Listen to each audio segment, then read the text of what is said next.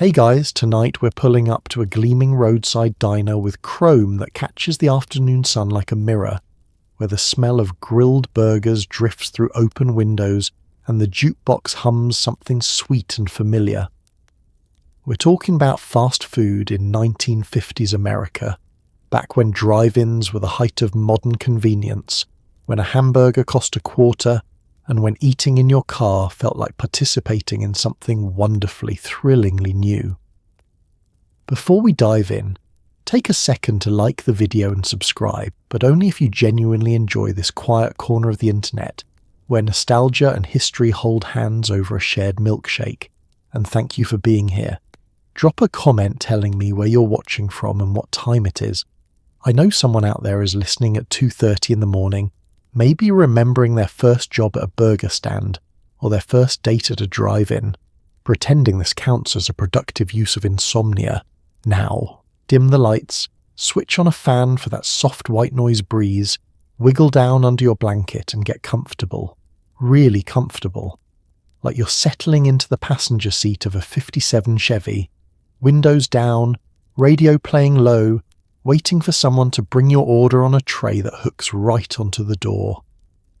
Because tonight we're exploring a world where fast food wasn't yet a corporate empire, but a local adventure, where teenage carhops roller skated between vehicles with trays balanced like acrobats, where families piled into the station wagon on Friday nights just to sit in a parking lot and eat, where the French fries were hand-cut, the shakes were made with real ice cream, and the whole experience felt less like a transaction and more like a small celebration of American optimism on wheels.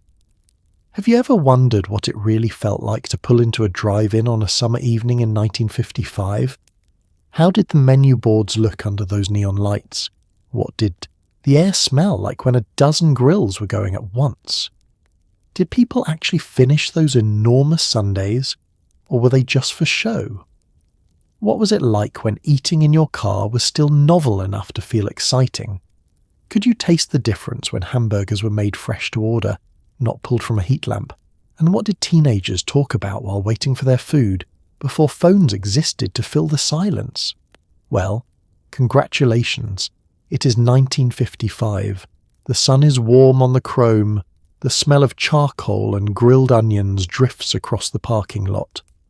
A carhop glides past on roller skates, tray balanced perfectly, smile bright, and you are about to discover what fast food meant before it became fast. The first time a drive-in restaurant opens in your neighborhood, it feels like witnessing the future arrive on your quiet street corner. 1 month there is an empty lot where kids cut through on their way home from school, and the next month there is a low, modern building with enormous plate glass windows, a swooping roofline that looks like something from a science fiction magazine, and a parking lot painted with crisp white lines. A neon sign towers above it all, glowing softly even in daylight, promising hamburgers and malts and curb service. Construction happens quickly, almost magically. 1 week there are men pouring concrete, the next week they are installing the sign, and before you fully register what is happening, the building is complete. The paint is so fresh you can smell it from the sidewalk. The windows gleam like mirrors, and the parking lot stretches out smooth and inviting, each space marked with precision, as if someone measured twice to ensure absolute fairness. The sign is what everyone talks about. It rises 30 feet into the air, a beacon visible from blocks away, glowing red and blue and white even before the restaurant officially opens. At night, it transforms the intersection, casting coloured light across the pavement, turning an ordinary corner into something that feels celebratory, important, modern. Children stand on the sidewalk staring up at it, moths already beginning to circle the bulbs, and you can see in their faces the same wonder you feel. This is something new. The grand opening is announced in the local paper with a small advertisement that promises the finest hamburgers in town, the coldest root beer, and service with a smile. Your mother clips the coupon offering 10 cents off any order over 50 cents. Your father circles the date on the kitchen calendar, and when the day finally arrives, it feels like half the neighborhood has the same idea. You drive past on opening night just to see the crowds. Cars are lined up waiting to pull in, headlights glowing in the dusk, families visible through windows, children bouncing in back seats. The parking lot is nearly full, car hops moving quickly between vehicles, their white uniforms bright under the overhead lights. Music drifts, from car radios blending together into something cheerful and chaotic. And the smell, even from the street, is unmistakable. Charcoal, grilling meat, fried potatoes, sweetness from the soda fountain. Your father slows down but does not stop. Too crowded tonight, he says, though you can hear the curiosity in his voice. Your mother nods, but she's already planning when you will return, already imagining what she will order, already talking about how convenient it will be to grab supper without even leaving the car. Within a week, the drive-in becomes part of the landscape, as if it has always been there. People start using it as a landmark when giving directions. Teenagers begin gathering there after school.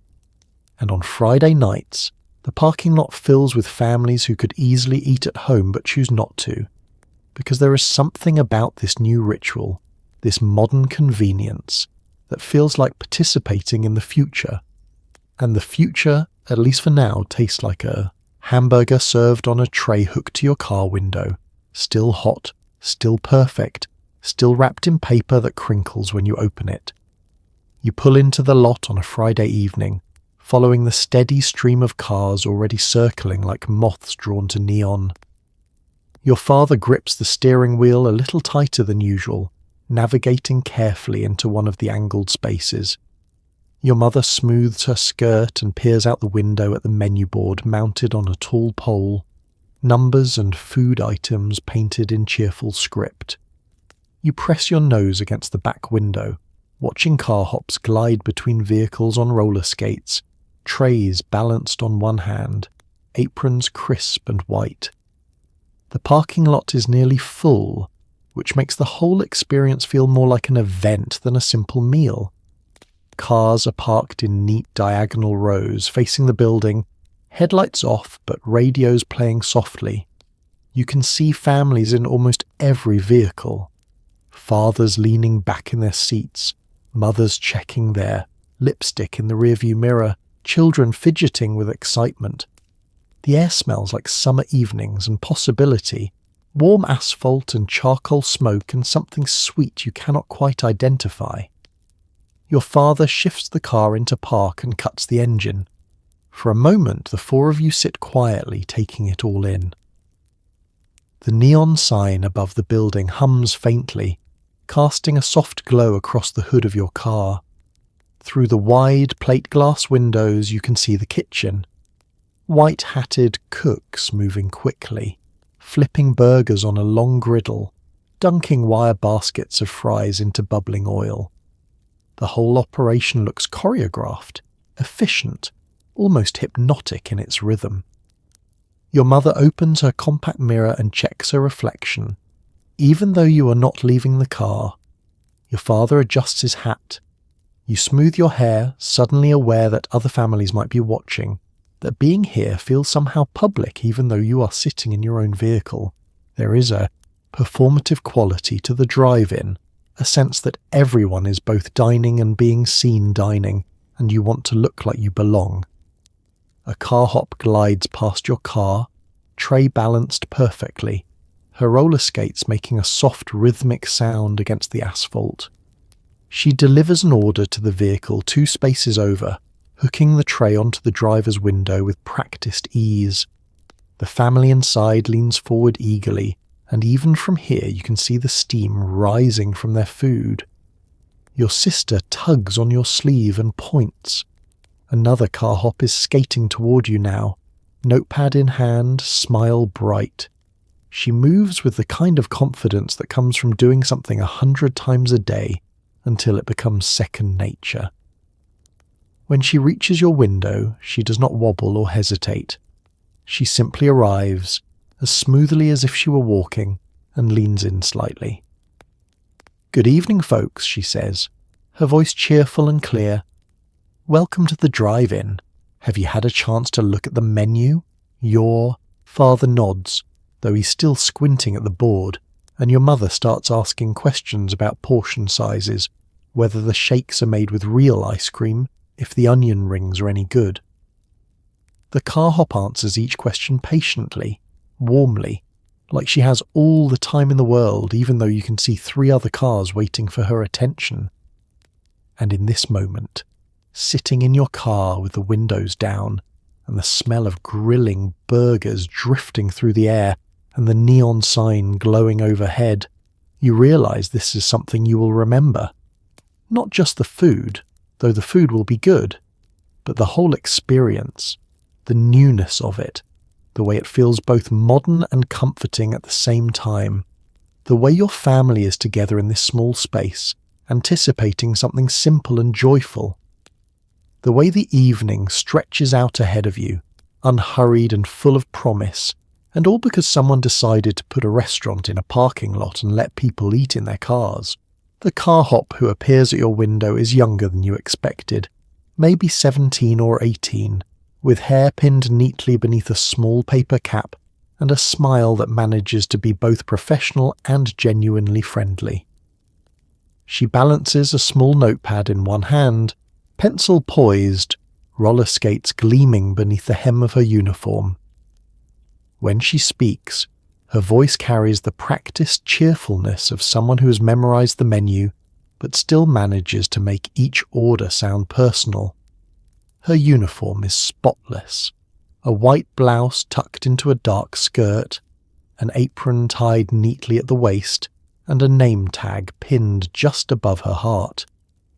The roller skates are the real marvel, though. They are not the clunky recreational kind you see at the rink. These are sleek, professional, built for speed and balance, with wheels that glide smoothly across the pavement without a sound. She stands perfectly still on them, weight shifted slightly forward, as comfortable on 8 wheels as most people are on 2 feet. She takes your order with calm efficiency, writing quickly, her handwriting small and precise. When your father asks if the burgers come with lettuce and tomato, she explains that those cost extra 5 cents each, but that pickles, onions and mustard are included. When your mother hesitates between a chocolate shake and a vanilla one, the carhop does not rush her. She simply waits, patient and kind, pencil ready, until your mother finally decides on chocolate. You watch her work, fascinated by the way she manages everything. The notepad, the pencil, the smile, the roller skates, the friendly conversation. It looks effortless, but you sense the skill beneath it, the dozens of small calculations she is making every second to stay upright, stay pleasant, stay accurate. One wrong move and the whole performance collapses, but she never falters. When she finishes taking your order, she repeats it back, pointing with her pencil to make sure she has everything correct. 4 hamburgers, plain. 4 orders of fries, 2 Cokes, 1 root beer, 1 chocolate shake. Your father nods. That is right. She smiles, tears the page from her notepad with a neat flick of her wrist, and tucks it into her apron pocket.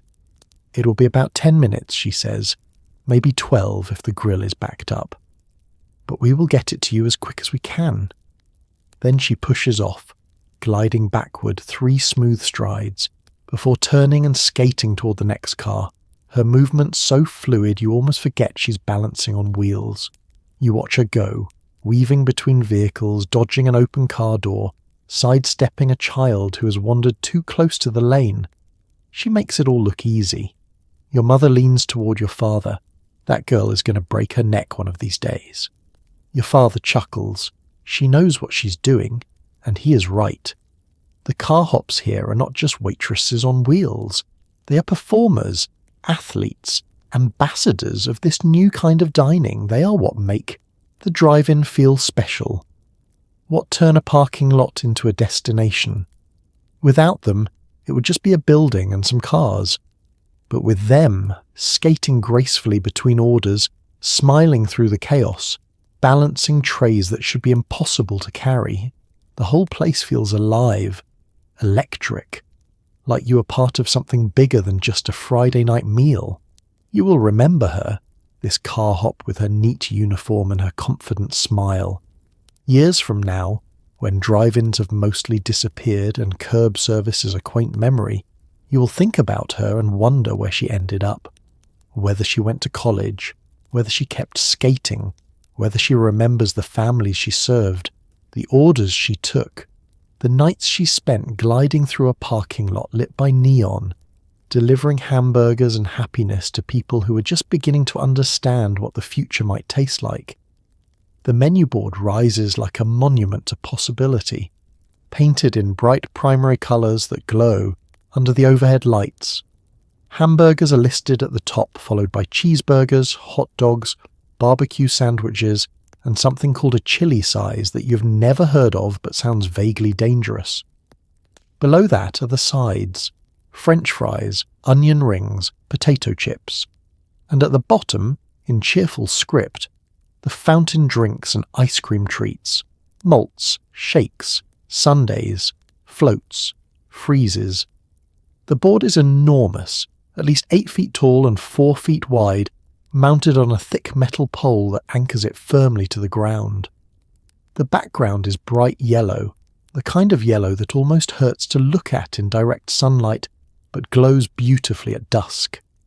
The text is painted in red and black, each letter carefully formed, slightly uneven in a way that suggests a human hand rather than a machine.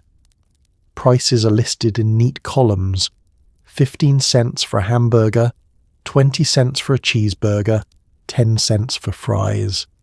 You study the board carefully even though you already know what you want.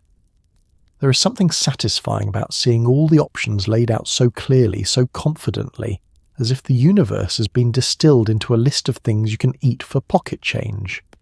The choices are not overwhelming. There are no combo meals, no promotional tie-ins, no limited time offers, just food clearly described, fairly priced, waiting for you to decide. Your sister points at the ice cream section, her finger tracing the words, "Hot fudge sundae." "Can I get one of those?" Your mother glances at your father, who shrugs, after you finish your burger. The board also features small illustrations: a cartoon hamburger with exaggerated sesame seeds on the bun, a towering ice cream cone with 3 perfect scoops, a smiling hot dog that looks friendly rather than appetizing. These drawings are simple, almost childlike, but they add warmth to the menu, a sense of playfulness that makes the whole experience feel inviting rather than transactional. At the very top of the board, above the food listings, is the restaurant's name in bold script letters, each one outlined in neon tubing that will light up after dark. Below the name is a slogan: "The finest food, the fastest service." It is a promise that feels both grand and humble, the kind of claim that could be tested with every order, but somehow never feels like bragging. You notice details you had not seen at first glance. Small notes in parentheses: cheese available on any sandwich for 5 cents extra, lettuce and tomato 5 cents each, extra pickles no charge. There's a section for breakfast items served only until 11 in the morning: eggs, bacon, toast, coffee. And at the very bottom, almost hidden, a line that reads, "We reserve the right to refuse service to anyone." It is a reminder that even in this cheerful, welcoming place, rules still apply. The board is more than just a menu. It is a statement of intent, a declaration of what this place believes food should be: simple, affordable, clearly described, and available to anyone who pulls into the lot. There are no secrets here, no hidden costs, no surprises. Everything is laid out in bright paint and careful lettering for everyone to see. Your father leans forward slightly, still reading even though the carhop has already taken your order. He points at the chili size, a mysterious item neither of you has tried. Next time, he says, we will get one of those. Your mother raises an eyebrow. You do not even know what it is? That is why we will try it, he replies, grinning. And that is part of the magic of the menu board. It holds not just tonight's meal, but future possibilities, things you have not tasted yet, combinations you have not considered. It turns eating into exploration, transforms a simple parking lot into a place where small discoveries happen. And every time you return, you will look at that board again, reading it like a favourite book, finding something new to wonder about, something else to try. Your father leans out the window slightly, squinting at the menu board one more time even though he already knows what he wants. He orders methodically, 4 hamburgers, 4 orders of fries, 2 Coca-Colas, 1 root beer, and 1 strawberry shake. The carhop nods, scribbling quickly, then repeats the order back with the efficiency of someone who does this 50 times a night. She promises it will be ready in 10 minutes, maybe 12, and glides away on her skates, weaving smoothly between cars. Your father settles back into his seat, satisfied. Your mother opens her purse and pulls out a handkerchief, dabbing lightly at her forehead, even though the evening is not particularly warm. She has a habit of preparing for meals, even ones eaten in the car, as if sitting down to dinner requires a certain readiness, a composure that must be maintained no matter the setting. In the back seat, you and your sister exchange glances. The waiting has begun, and with it comes a particular kind of anticipation that only happens when you're young and hungry and promise something good. You press your face against the window, watching other families receive their orders, trying to gauge how long yours might take based on how many cars were ahead of you.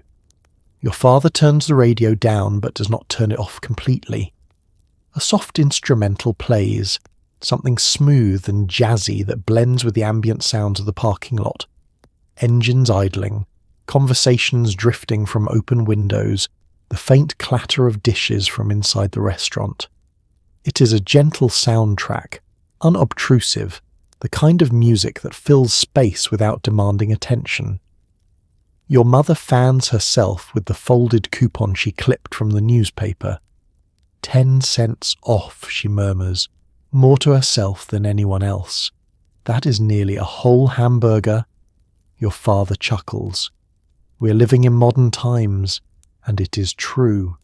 There is something undeniably modern about this whole experience, something that feels distinctly different from eating at a diner or a cafeteria or at home. Ordering food from your car, having it delivered on a tray hooked to your window, eating while parked in a lot with dozens of other families doing the same thing. It all feels like a glimpse of a future that is more convenient, more casual, more democratic. No need to dress up. No need to sit at a table. No need to worry about your children's table manners being judged by strangers. You watch a carhop deliver an order to the car beside you. The family inside, a young couple with a toddler in the back seat, accepts the tray eagerly. The father hands the carhop some bills, and she makes change from a small pouch tied to her apron. The transaction is quick, smooth, familiar. They have done this before. Your sister tugs on your sleeve. Do you think they will remember the extra pickles? You shrug. The carhop wrote it down. Your father glances at you in the rearview mirror. They always get it right. That is why people keep coming back. And he is correct. The drive-in's reputation depends on accuracy, on delivering exactly what was ordered, on making sure the family in Space 17 gets the same quality as the family in Space 3. One mistake, one wrong order, one forgotten shake, and word spreads. In a town this size, everyone knows everyone. A business lives or dies on whether people trust it to do what it promises. So you wait, confident that your order is being prepared correctly, that someone in the kitchen is flipping 4 burger patties on the griddle right now, that someone else is lowering a wire basket of fries into hot oil, that your strawberry shake is being blended in a silver mixer until it reaches the perfect consistency. You wait because the food will be worth it, because the experience is part of the meal, because sitting here together, windows down, radio playing softly, is already better than eating at home. Waiting for your food becomes its own small ritual, a pause in the evening that feels oddly luxurious. Your father turns the radio down but not off, letting the music play softly beneath the hum of conversation from nearby cars. Your mother rolls her window down a little more, letting the warm breeze carry the scent of grilling meat and frying potatoes. You and your sister sit in the back seat, watching other families, other carhops, other trays being delivered with the ceremonial care of waiters in fine restaurants. The waiting is not impatient, it is expectant, filled with the pleasant tension of knowing something good is coming, but not exactly when. You shift in your seat, trying to find the most comfortable position. Your sister counts cars, tallying how many are Fords versus Chevrolets versus Plymouths. Your mother hums along quietly to the radio, a tune you recognise but cannot name. Outside, the parking lot is alive with small dramas. 2 cars over, a father argues gently with his son about whether root beer or Coca-Cola is superior. Behind you, a baby cries briefly, then stops, apparently soothed by a bottle or a pacifier or simply the rhythm of the car. To your left, a teenage couple sits close together in the front seat of a convertible, sharing a single order of onion rings, laughing at something private and wonderful. You watch the kitchen through the wide windows. The cooks move with mechanical precision, flipping burgers, salting fries, assembling orders with the speed that comes from repetition.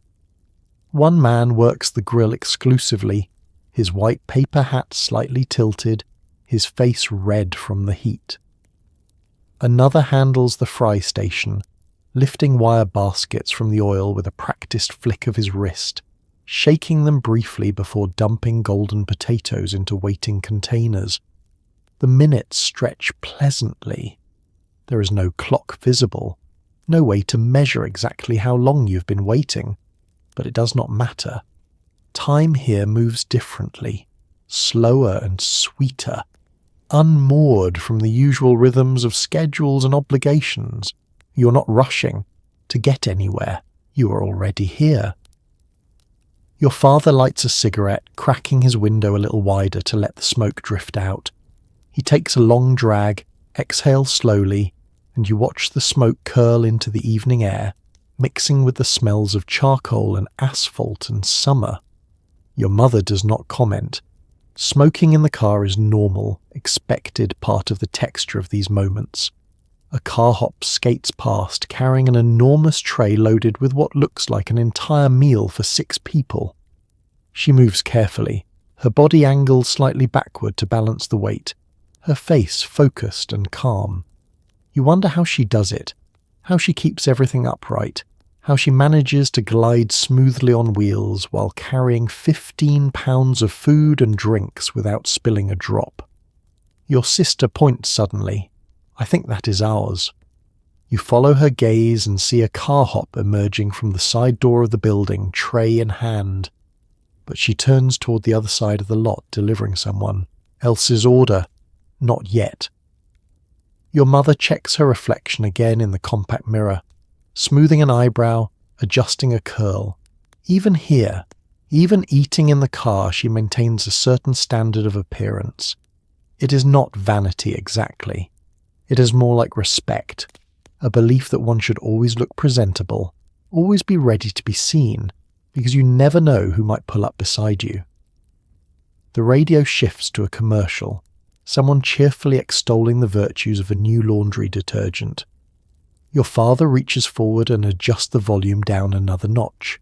The music returns, something slow and romantic, a crooner's voice singing about moonlight and desire and all the sweet sadness of love.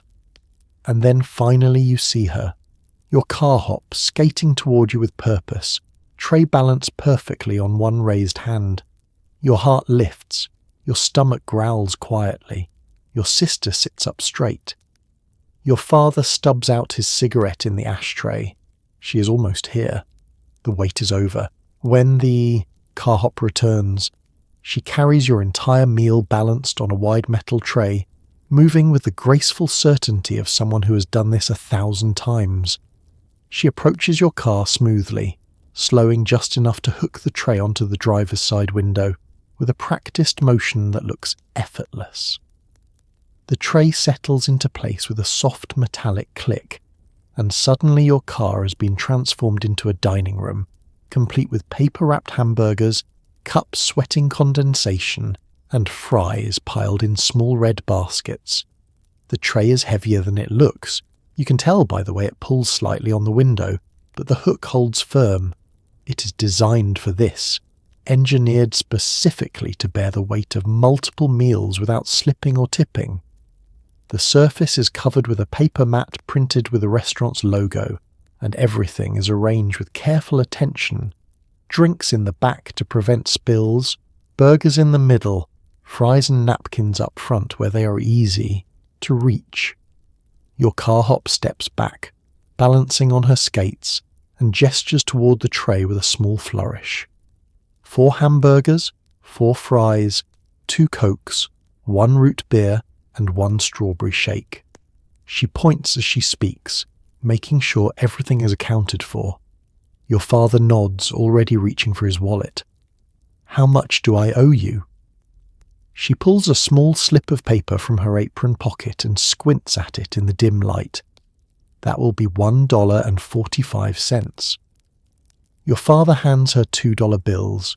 She produces a small leather pouch from her apron, the kind that snaps open and closed, and counts out his change with quick, practiced fingers. 55 cents, 2 quarters, and a nickel. She places the coins carefully in his palm. "Thank you kindly," she says, her smile genuine. "You folks enjoy your meal. Just hang the tray back on the window when you're finished, and I will come collect it." Then she's gone, skating backward 3 smooth strides before pivoting and gliding toward the next waiting car. You watch her go, marveling again at the ease of her movement, the way she makes something difficult look simple. Your father sets the change on the dashboard and turns his attention to the tray. Your mother leans forward, inspecting the contents, making sure everything is there, everything is correct. You and your sister crane your necks from the back seat, trying to see around your parents' shoulders, eager to claim your burgers and fries. The smell is overwhelming now, so close and so immediate that your mouth waters involuntarily. Grilled beef, fried potatoes, the faint sweetness of strawberry shake, all of it mixing together into an aroma that is purely, perfectly American. It is the smell of summer evenings and family outings, and a country that believes in abundance, in plenty, in the idea that good food should be available to everyone at prices anyone can afford. Your father begins distributing the food, handing burgers back to you and your sister first, then taking one for himself and passing one to your mother. The fries are divided with less precision, everyone simply reaching forward and grabbing a basket. Your mother unwraps a straw and slides it into the strawberry shake, then passes it back to your sister, who accepts it with both hands like it is something precious. The drinks are served in paper cups so cold that condensation has already formed on the outside, little droplets sliding down the wax coating. Your father takes a long sip of his Coke, closing his eyes briefly in satisfaction. Your mother sips her root beer delicately, careful not to smudge her lipstick.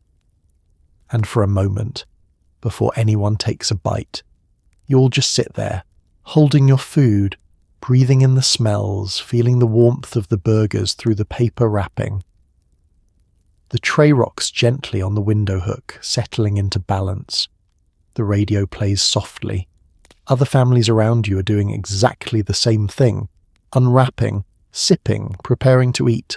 This is it. This is the moment the whole evening has been building toward. And somehow, impossibly, it lives up to the anticipation. Your hamburger arrives wrapped in thin white paper, warm to the touch, and slightly translucent where grease has soaked through. You peel it open carefully, the paper crackling softly, and the smell hits you immediately.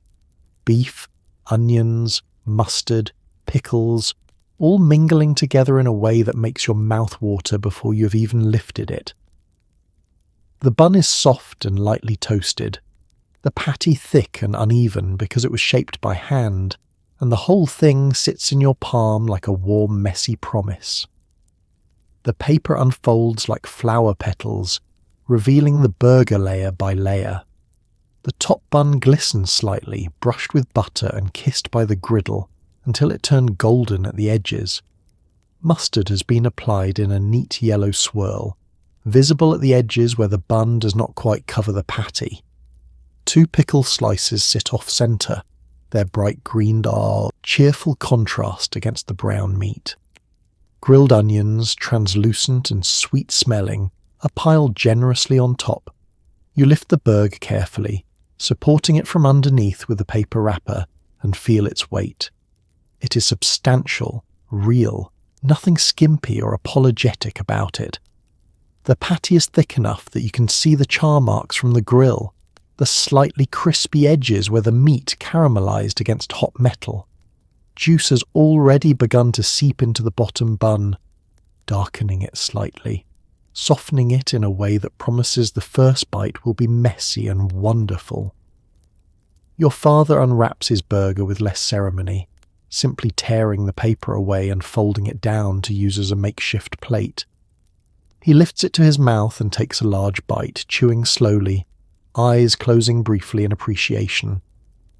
Your mother unwraps hers more delicately, inspecting it first to make sure everything's arranged to her satisfaction, then taking a small, careful bite from one edge. Your sister holds her burger in both hands, staring at it like she's trying to memorize it. She takes a tentative bite, then a bigger one, and a smile spreads across her face. You realize you've been waiting, watching everyone else, and now you bring your own burger to your mouth. The first bite is everything you hoped for. The bun compresses slightly under the pressure of your teeth, soft and buttery. Then you hit the patty, and it has texture, resistance, a satisfying density that tells you this meat was not processed into uniformity. It was ground fresh, formed by hand, cooked on a flat-top grill by someone who knew when to flip it. The beef tastes rich and slightly smoky, with char notes that add depth. The mustard provides tang, the pickles crunch, the onions are sweet and soft. Everything works together in a way that feels both complex and utterly simple. Grease runs down your chin, you do not care. Your mother hands you a napkin without comment and you wipe quickly, then take another bite. This one includes more onions and their sweetness blooms across your tongue, balancing the salt of the meat. The third bite gets mostly bun and pickle, bright and sharp.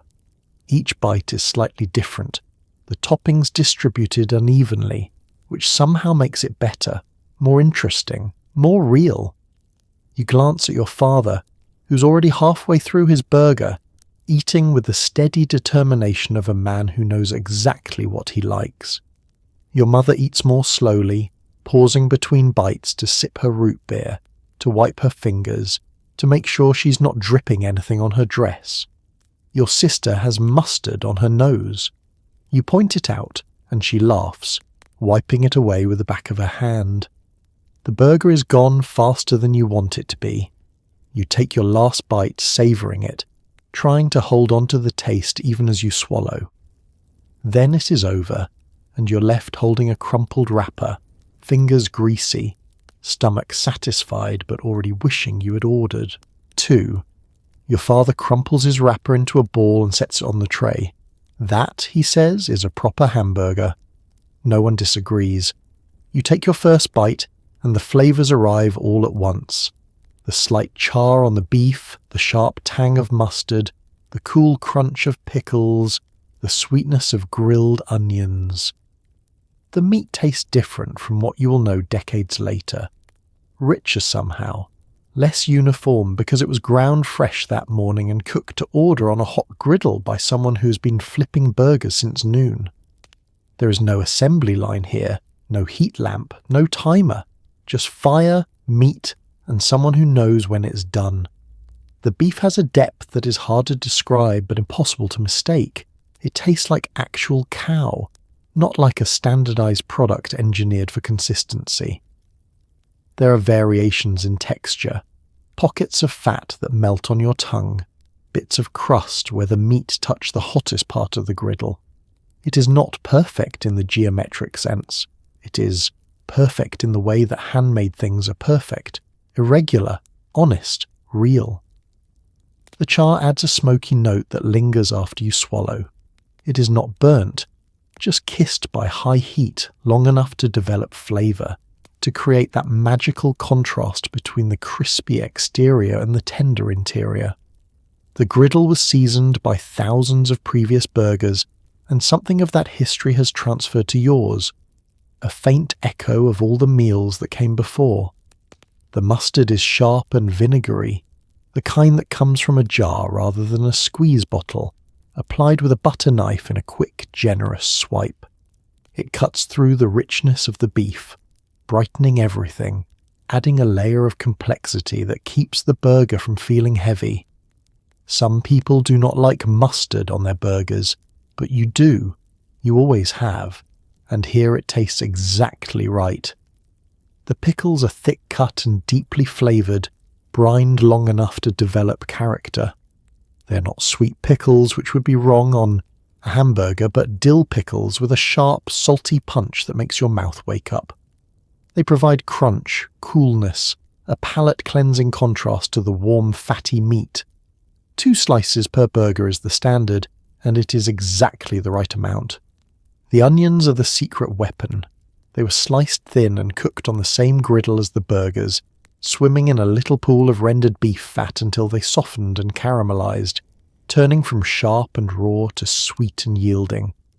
Now they add a subtle sweetness that balances the salt and vinegar, a gentle warmth that ties all the other flavors together. You could eat these onions by themselves and be happy. The bun plays a supporting role, but an essential one. It is soft enough to compress when you bite down, sturdy enough to hold everything together without falling apart. The bottom bun has absorbed some of the burger's juices, turning slightly soggy in the center, which is not a flaw but a feature. It means the burger was juicy, it means the bun is doing its job, catching drips, soaking up flavor, becoming part of the experience rather than just a delivery mechanism. There is no lettuce, no tomato, no bacon, no cheese unless you paid extra. Just meat, mustard, pickles, onions, bun. 5 ingredients working in harmony. It is not trying to be gourmet. It is not trying to be impressive. It is simply trying to be good, and it succeeds completely. You take another bite, then another, chewing slowly now, trying to make it last. The flavors do not diminish. If anything, they deepen as your palate adjusts, as you start noticing subtleties you missed at first. This slight sweetness of the bun, the faint tang of the pickle juice, the way the mustard and onions create a flavor that is greater than the sum of their parts. Your father catches your eye and nods, as if confirming something you both understand without speaking. This is what a hamburger should taste like. Not fast exactly, but honest. Made with care by people who take pride in their work, served to families who appreciate the value of a good meal at a fair price. You will eat thousands of hamburgers in your lifetime. Some will be fancier, some cheaper, some more convenient. But none will taste quite like this one. Here, now, in the front seat of your father's car with the windows down and the neon glowing overhead, and your whole family gathered around a metal tray hooked to the door. This is the standard by which all other burgers will be judged, and most of them will fall short. The French fries are piled loosely in a small red basket, golden and glistening with oil, steam rising faintly in the cool evening air. They are cut thick and uneven, some pieces long and crispy, others shorter and soft in the middle. because they were sliced by hand in the kitchen an hour ago. You pick one up, still almost too hot to hold, and bite down. The outside shatters with a satisfying crunch, giving way to soft, fluffy potato inside. Salt clings to your fingers. These are not the thin, uniform sticks that will become standard in later decades. These are real potato fries, irregular and imperfect, each one slightly different from the next. Some are nearly half an inch thick, steak fries before that term exists. Others taper to crispy points that crunch between your teeth like potato chips. The lack of uniformity is not a flaw. It is proof that a human being cut these, that they came from actual potatoes rather than a factory. The oil they were fried in is clean but well used, seasoned by hundreds of previous batches. It adds a subtle richness without being greasy, a depth of flavour that new oil cannot provide. The temperature was perfect, hot enough to create that golden brown crust without burning, cool enough that the inside cooked through and turned fluffy rather than staying raw and hard. The salt was added the moment the fries came out of the fryer, while they were still glistening with oil, so it stuck rather than falling to the bottom of the basket. It is coarse salt, the kind you can see and feel, not the fine powder that will become standard later. Each grain provides a little burst of flavour when it hits your tongue, sharp and clean and satisfying. You eat them one at a time, savouring each piece.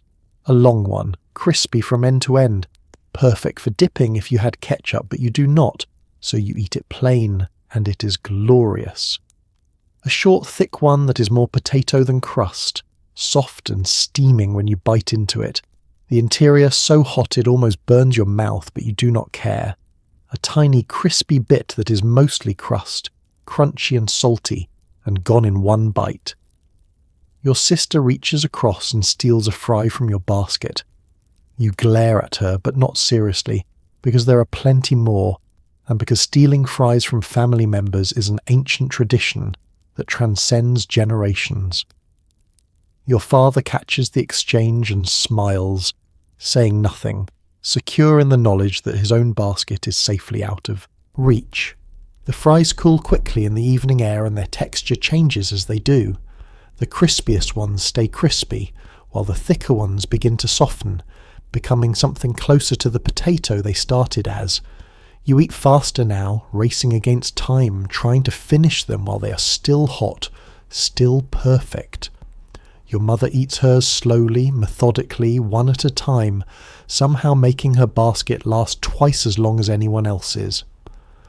Halfway through, you pause to take a sip of your Coke, and the cold sweetness cuts through the salt and oil, cleansing your palate, preparing you for the next fry. The contrast is perfect, hot and cold, savoury and sweet, solid and liquid. Everything balances. You notice that some fries have small brown spots where they touch the basket during frying, little caramelized bits that add extra crunch and flavour. You seek these out, eating them first, hoarding the best pieces like treasure. Your sister does the same, and for a moment you're both digging through your baskets, searching for the golden ones, the perfect ones, the fries that will be remembered long after this meal is over. At the bottom of the basket, beneath the fries, the paper liner is stained with oil and scattered with salt crystals. Some people would tip the basket up and lick the salt from the paper, but your mother is watching, so you resist the urge. Instead, you eat the last few fries slowly, making them last, knowing that once they're gone, this part of the meal is over. Your father finishes his fries and leans back in his seat, satisfied. Those, he says, are how French fries are supposed to taste, and he is right. These are not a side dish. They are not an afterthought. They are hand-cut potatoes, fried fresh, salted perfectly, and served hot in a drive-in parking lot on a Friday night in 1955.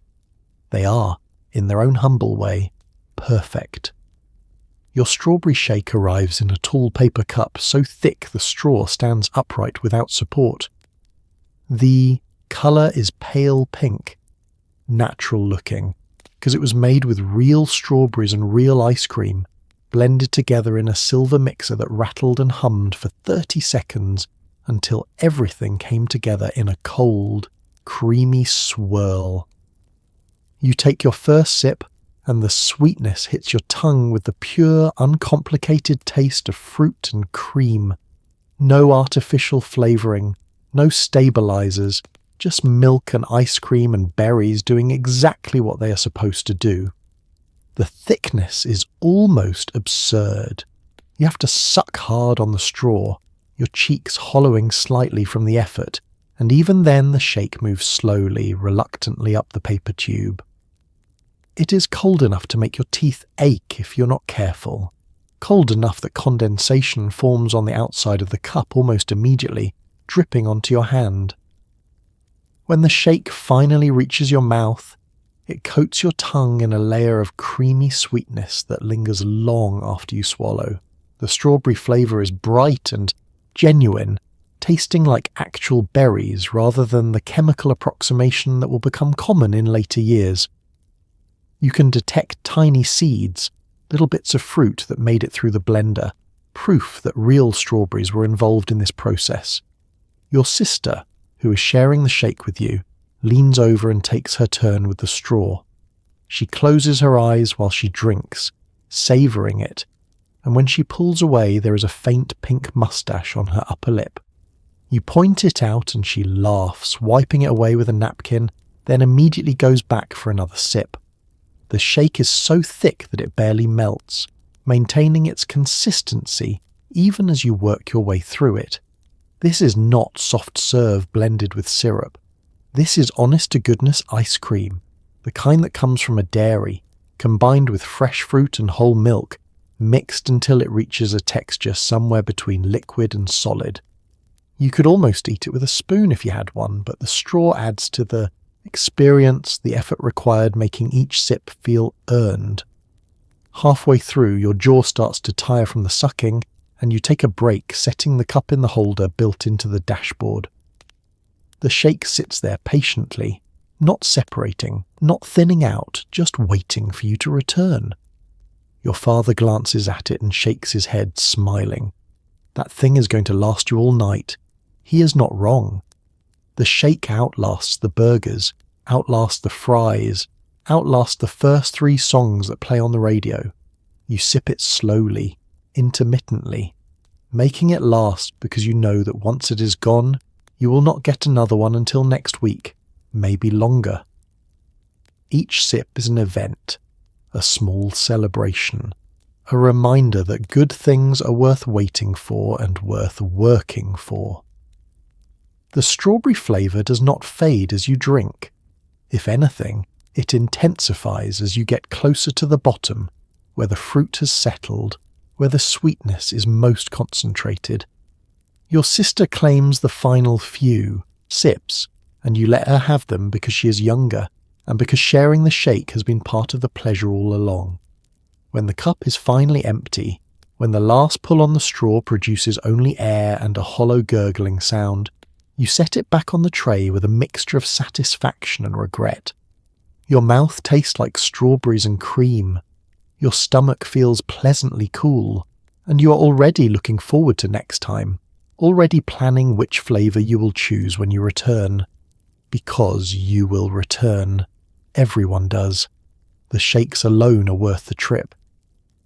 Your father sips his root beer straight from the bottle, cold and beaded with condensation, the glass smooth and heavy in his hand. It was delivered ice cold from a metal cooler behind the counter, pulled from a bed of crushed ice and handed over with the cap already twisted off. The first sip is sharp and fizzy, the carbonation biting pleasantly at the back of his throat, the flavour sweet and faintly herbal in a way that tastes different from what will come later in cans and plastic bottles. The bottle itself is beautiful in its simplicity. Brown glass, slightly amber when held up to the light, with raised lettering embossed around the middle. The label is paper, glued on, already starting to peel slightly from the moisture. He holds it by the neck, the way men hold bottles, and takes another long drink, his Adam's apple bobbing as he swallows. Root beer from a glass bottle has a particular taste. Something about the glass that preserves the carbonation better, keeps the drink colder, adds a weight and substance to the experience that aluminum and plastic cannot replicate. The bubbles are smaller, more delicate, creating a fine fizz on your tongue, rather than the aggressive carbonation that will characterize soda in later decades. Your mother reaches over and takes the bottle from him, taking a small sip herself before handing it back. She's not much of a soda drinker, preferring water or iced tea, but even she appreciates the quality of a cold root beer on a warm evening. It is refreshing without being cloying, sweet without being syrupy, complex enough to be interesting but familiar enough to be comforting. The root beer has a depth of flavour that comes from actual herbs and extracts rather than artificial flavouring. There is sassafras, of course, though in small amounts, along with wintergreen, vanilla and other botanicals that give it an almost medicinal quality. A reminder that root beer began as a health tonic before it became a pleasure drink. This heritage shows in the taste, in the slight bitterness that balances the sweetness, in the warming sensation that lingers after you swallow. Your father finishes the bottle in 4 long drinks, each one deliberate and satisfying. When he is done, he holds the empty bottle up briefly, examining it in the light from the neon sign, then sets it carefully on the tray to be collected later. The bottle will go back to the bottling plant where it will be washed, sterilized and refilled, used again and again until the glass finally scratches or chips and it gets retired. Nothing is wasted. Nothing is disposable. He wipes his mouth with the back of his hand and settles deeper into his seat, content. There is something about drinking from a glass bottle that feels more substantial, more real than drinking from a can or a cup. The weight of it, the coolness of the glass, the way the carbonation seems sharper and more lively, all of it combines to create an experience rather than just a beverage. Your sister asks if she can have a sip of your Coke, and you hand over your cup reluctantly, watching to make sure she does not drink too much. When she hands it back, you notice the lipstick mark your mother left on your father's root beer bottle, a small pink crescent on the brown glass, and you realize that even this detail, this tiny imperfection, is part of the memory being created tonight. Years from now, when soda comes exclusively in cans and plastic bottles, when glass has become a specialty item rather than the standard, you will remember this moment. You will remember your father drinking root beer from a heavy brown bottle, the condensation dripping onto his slacks, the satisfaction on his face after each swallow. You will remember how the bottle caught the light, how it felt substantial in your hand when he let you hold it, how the whole experience felt more ceremonial, more important than simply opening a can. Because it was. Eating your meal in the car feels strangely intimate and wonderfully informal, a blend of privacy and community that only happens in a drive-in parking lot. You balance your hamburger in one hand, fries in your lap, drink wedged carefully between the seat and the door. Your mother dabs mustard from the corner of her mouth with a napkin. Your sister giggles when a pickle slides out of her burger and lands on the seat. Your father eats slowly, savouring each bite, occasionally glancing around at the other families doing exactly the same thing. The car becomes a small world unto itself, a private dining room on wheels. The windows are down, letting in the warm evening air and the sounds of the parking lot, but there is still a sense of enclosure, of being together in a space that belongs to your family alone. You're in public, surrounded by dozens of other people, yet somehow the experience feels personal, contained, yours. Your mother worries about crumbs on the upholstery, about grease stains on the seat covers, but not enough to stop eating. She simply spreads napkins across her lap, tucks another one into the collar of her blouse, and proceeds carefully, taking small bites, chewing thoroughly, making sure nothing spills. Your father is less careful, eating with the unself-conscious enjoyment of someone who knows he will clean the car tomorrow anyway. In the back seat, you and your sister have even less room to maneuver, but you manage. You lean forward slightly, letting crumbs fall onto the napkin in your lap rather than the seat. You take smaller bites than you would at a table, aware that there is nowhere to set your burger down if you need both hands. Everything must be held, balanced, managed simultaneously. The intimacy comes partly from the close quarters, the way you're all pressed together in the front and back seats, elbows touching, knees bumping, sharing the same small space. But it also comes from the shared experience. The fact that you're all doing the same, slightly awkward, slightly messy thing together, all navigating the challenge of eating a meal designed to be portable, but not quite portable enough. There is something levelling about it, something democratic. In a restaurant, your father would sit at the head of the table, your mother beside him, you and your sister across from them, everyone in their designated spots. But here, in the car, the usual hierarchies dissolve. Everyone is equally cramped, equally challenged by the logistics of eating without a table. Your father's burger is no easier to manage than yours. Your mother's fries are just as likely to spill. You glance out the window at the family in the next car. They are having the same experience, wrestling with the same challenges, finding the same small pleasures. The father is wiping ketchup from his son's chin. The mother is trying to keep her daughter from dropping fries on the floor. They catch you looking and smile.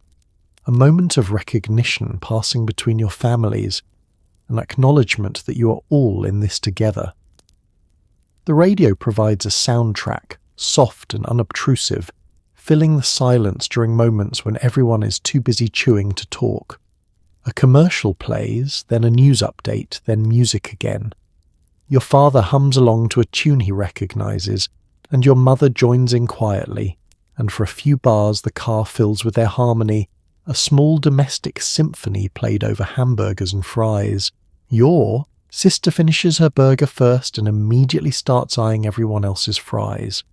Your mother pushes her basket toward the center, an offering, and your sister helps herself gratefully. Your father does the same, and soon all the fries are communal, everyone reaching into everyone else's basket, sharing without asking because the car is small enough that everything feels shared anyway.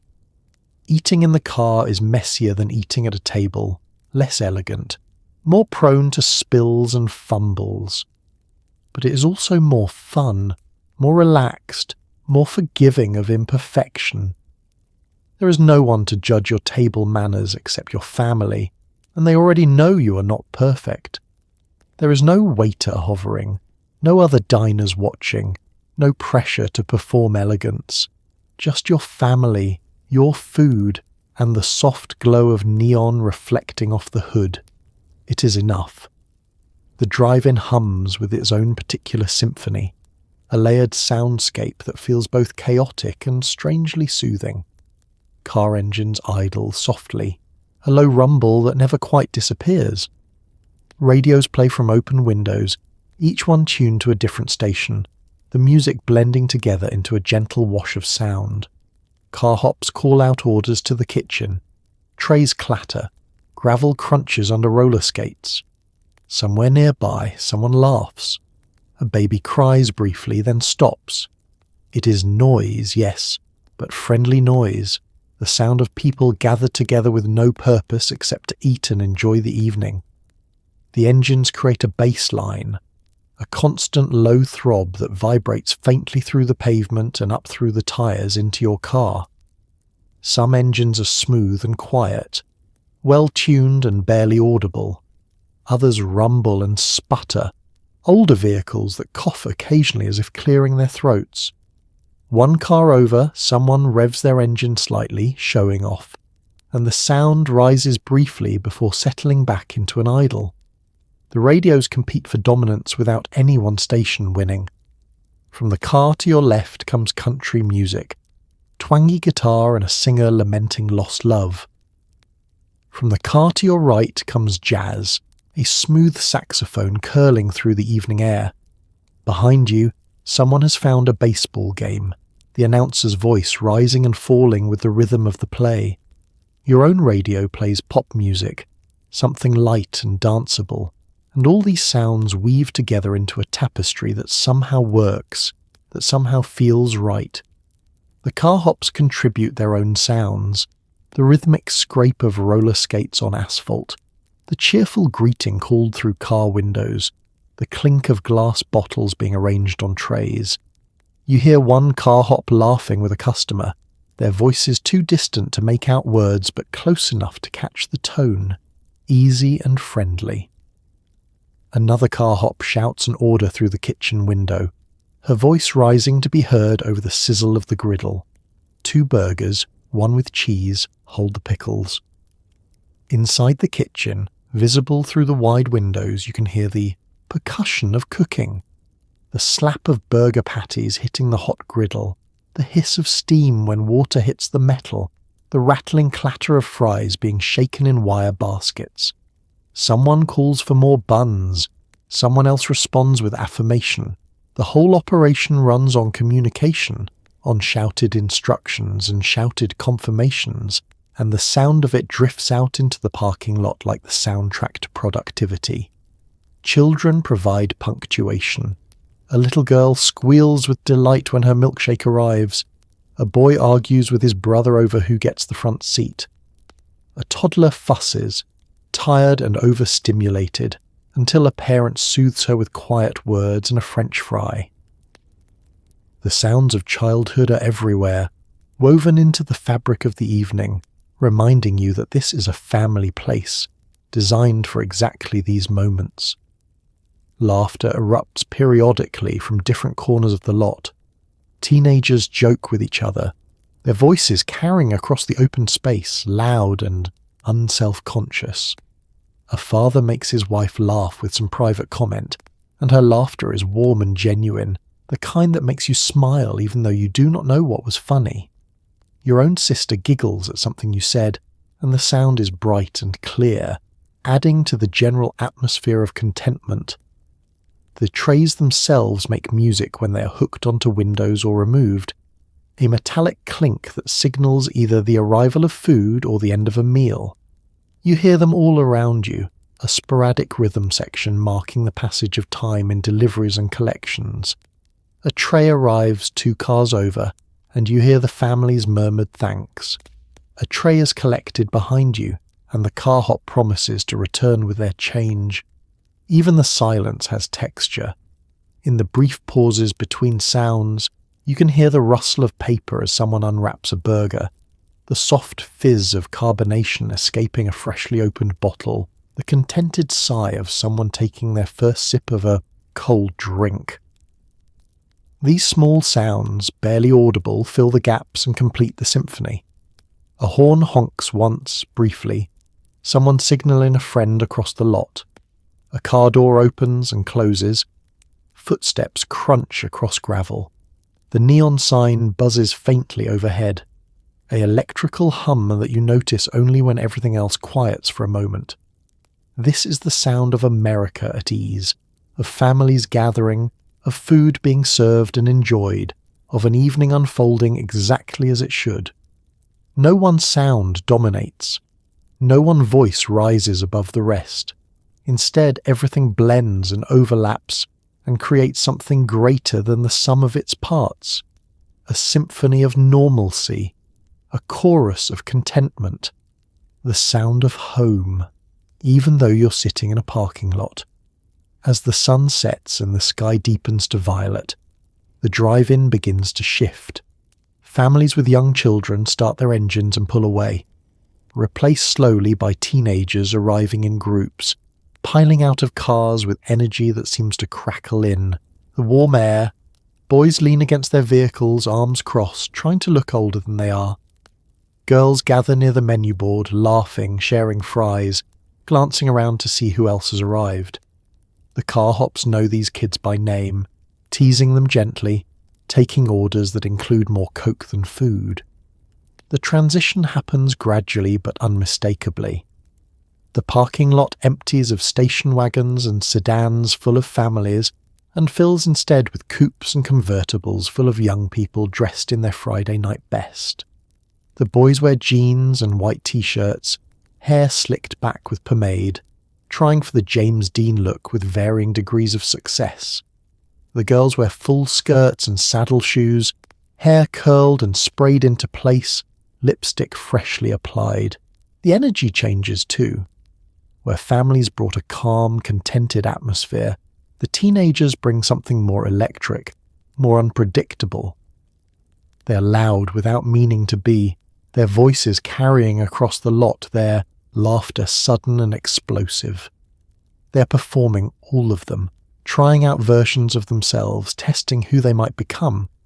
Boys rev their engines unnecessarily, showing off for no one in particular. They gather in small clusters around the nicest cars, admiring chrome and paint jobs, discussing horsepower and modifications with the seriousness of scholars debating philosophy. One boy produces a pack of cigarettes and offers them around, and several accept, lighting up with practiced casualness, even though half of them started smoking only last month. The girls move in pairs or small groups, never alone, always aware of who is watching. They walk slowly past the cars, pretending not to notice the boys pretending not to notice them. They share a single order of onion rings, each taking one piece, making it last, because the food is secondary to the socializing. They whisper and giggle, elbowing each other when someone cute walks past, their voices dropping to conspiratorial tones. The carhops handle the teenagers with practiced patience. They know these kids, have served them dozens of times, know their orders before they place them. They tease the boys about their appetites, compliment the girls on their outfits, maintain order without being strict. When one boy tries to flirt, the carhop shuts him down with a smile and a firm no, and everyone laughs, even the boy, because this is all part of the ritual. Some teenagers do not order food at all. They just park and socialize, moving from car to car, leaning through open windows, catching up on gossip, making plans. The drive-in is neutral territory, a place where kids from different schools and different neighborhoods can mix without drama. The parking lot becomes a social hub, the place to see and be seen, more important than any actual consumption happening. Music plays louder now, radios turned up, rock and roll filling the air. Elvis, Buddy Holly, Little Richard, the soundtrack of teenage rebellion and joy. Some kids sing along, unself-conscious, their voices blending with the recordings. Others tap their fingers on steering wheels, keeping time, feeling the beat in their bones. A few couples sit close together in their cars, windows steamed slightly despite the warm evening, lost in their own private worlds. They share milkshakes with 2 straws, an intimacy that feels both innocent and charged. They hold hands over the gear shift. They talk quietly, heads close together, oblivious to everyone else. Occasionally, a car hop has to break up a gathering that is getting too rowdy, too loud, drawing too much attention. She does it with humour and authority, sending kids back to their cars, threatening to call parents, though everyone knows she will not. The kids comply with exaggerated groans, playing up their disappointment, but they comply. As the evening deepens, as the neon grows brighter against the darkening sky, the parking lot takes on a magical quality. This is where teenagers come to feel grown up, to taste freedom, to practice being the adults they will soon become. The drive-in gives them a space to gather, to connect, to create memories they will carry forward. For a few hours they own this place, and they know it. The car hop balancing on roller skates becomes a marvel you cannot stop watching. She glides between cars with the ease of someone born on wheels, tray held high, body tilting and adjusting to avoid bumpers, open doors, children darting between vehicles. When she reaches your car, she does not stumble or fumble. She simply arrives, smooth and confident, hooks the tray onto your window, and skates backward 3 feet without looking, already moving toward the next order. The skill required is extraordinary, though she makes it look effortless. Roller skating on flat ground is one thing. Roller skating while carrying a tray loaded with food and drinks, navigating around obstacles, stopping and starting smoothly, maintaining balance through constant motion, that is something else entirely. It is athletics disguised as customer service, performance art masquerading as a part-time job. She wears the standard uniform, white blouse and dark skirt, but her skates are clearly her own, well-maintained and personalised. The wheels spin silently, well-oiled, the bearings smooth. The laces are tied in double knots that never come loose. She has adjusted the tightness perfectly, tight enough for ankle support but loose enough to allow the flexibility she needs for quick turns and sudden stops. You watch her take an order from the car ahead of you, notepad balanced in one hand while she writes with the other, all while standing perfectly still on 8 wheels that could roll away at any moment. She nods, smiling, repeating the order back, then tears the page from her pad with a practice flick and tucks it into her apron. Then she pushes off, one smooth stride, and glides toward the kitchen without apparent effort. The parking lot is not ideal skating terrain.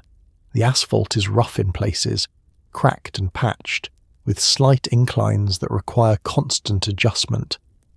There are puddles to avoid from earlier rain, oil stains that could be slippery, loose gravel that could catch a wheel and send her sprawling.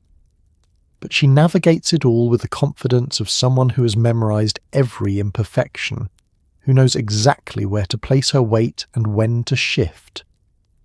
When she returns with your order, tray balanced on her raised right hand, she approaches from an angle, using her momentum to coast the last few feet. At the last moment, she pivots slightly, bringing herself parallel to your car, and reaches out with her free hand to hook the tray onto the window. The whole movement is so smooth it looks choreographed, practiced 1,000 times until muscle memory took over, and conscious thought became unnecessary. Your father hands her payment, and she makes change from the small leather pouch at her waist without setting down the tray or losing her balance. Her fingers move quickly through the bills and coins, counting by touch as much as sight. She hands back the change with a smile and a thank you, then pushes off again, backward first, then turning smoothly and skating toward the next waiting customer. You notice other carhops moving through the lot, each with their own style. One skates quickly, almost frantically, as if racing against time. Another moves more slowly, more carefully, prioritizing stability over speed. A third performs small flourishes, spinning halfway through her turns, adding unnecessary flair because she can, because she's young and skilled and showing off comes naturally. But the one who served you is the best. You can tell by the way other carhops glance at her, by the way customers track her movements, by the effortless grace with which she handles everything thrown at her. She is the veteran, the professional, the one all the new girls watch and try to emulate. She skates past again, empty tray tucked under her arm, and you wonder how she got so good. How many hours of practice, how many falls, how many near misses before the movements became automatic? How sore were her ankles those first few weeks? How many trays did she drop before she learned to balance properly? You will never know. You will only see the finished product, the polished performance, the girl on roller skates who makes the impossible look easy. And years from now, when drive-ins have mostly disappeared and car hops have been replaced by drive-through windows and intercom systems, you will remember her. You will remember the way she glided between cars, tray held high, smile never faltering, making magic out of hamburgers and roller skates on a Friday night in 1955. The A&W Root beer stand on the edge of town is smaller than the big drive-ins, simpler, focused entirely on one thing, Root beer so cold and creamy it feels like drinking winter. The building is modest, just a walk-up window with a few picnic tables scattered under a striped awning. But the giant orange and brown sign above it glows like a beacon. You order a frosty mug, handed to you ice cold and dripping, the foam thick and sweet, the glass so cold it hurts your fingers. The stand itself is painted bright orange and brown, the company colours, impossible to miss even from blocks away. It sits on a corner lot surrounded by gravel parking rather than pavement, with space for maybe a dozen cars. There are no carhops here, no trays hooked to windows. Instead, you walk up to the window, place your order, and carry it back to your car yourself. Or you sit at one of the picnic tables if the weather is nice, and you do not mind the occasional wasp investigating your drink. The specialty is root beer served in frosted glass mugs, the kind that have been chilling in a freezer until ice crystals form on the outside. When you order, the person behind the window pulls a mug from the freezer, fills it from a tap that dispenses root beer so cold it is almost slushy, and hands it over with a warning, "Careful, it is cold." They are not exaggerating.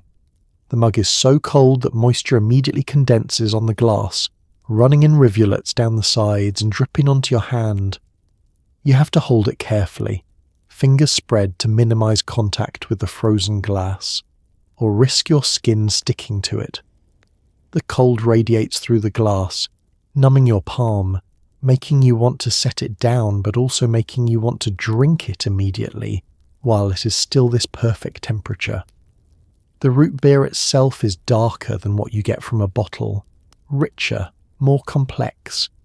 A&W makes their own recipe, a proprietary blend that tastes different from every other root beer on the market. It has depth, layers of flavour that reveal themselves as you drink. Vanilla, sassafras, wintergreen, hints of licorice and anise. The sweetness is balanced by a slight bitterness that keeps it from being cloying. The foam is what makes it special. Thick and creamy, almost like whipped cream, it sits on top of the root beer in a dense cap that you have to push through with your lips to reach the liquid below.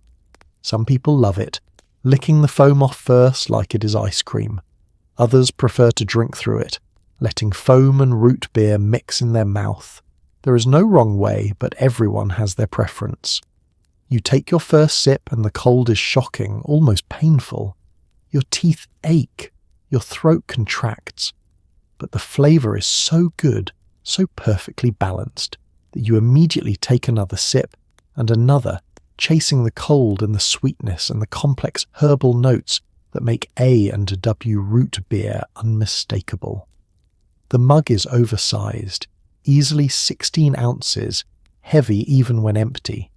Full, it requires 2 hands for small children, and even adults appreciate the heft, the substantial feel of real glass rather than paper or plastic.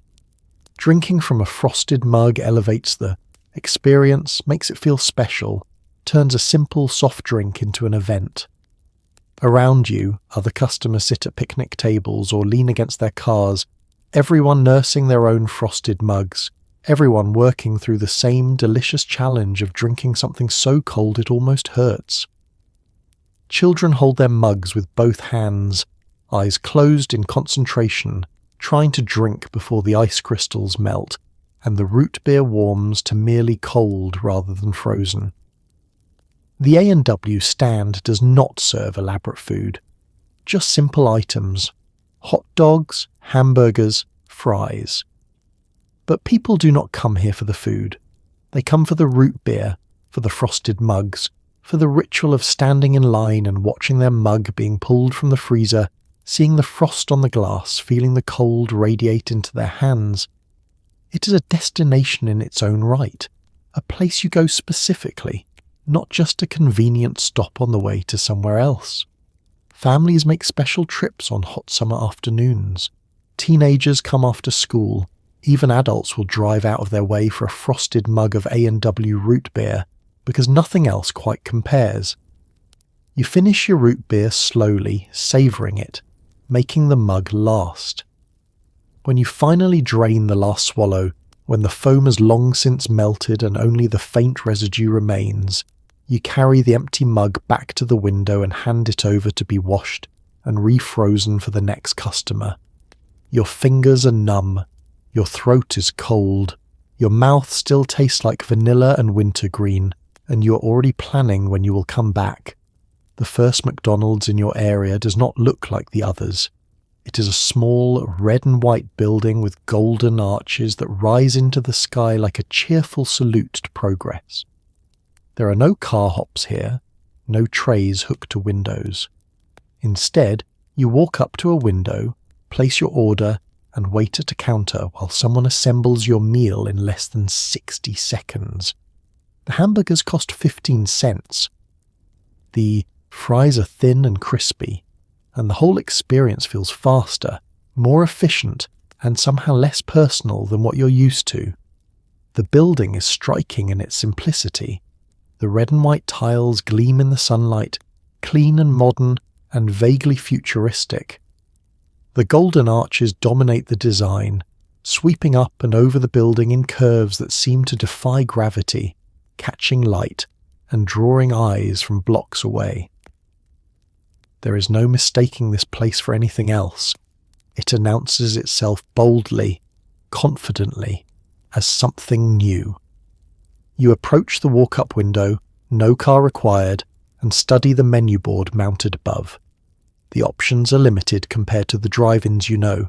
Hamburgers, cheeseburgers, fries, soft drinks, milkshakes, no hot dogs, no onion rings, no elaborate sundaes.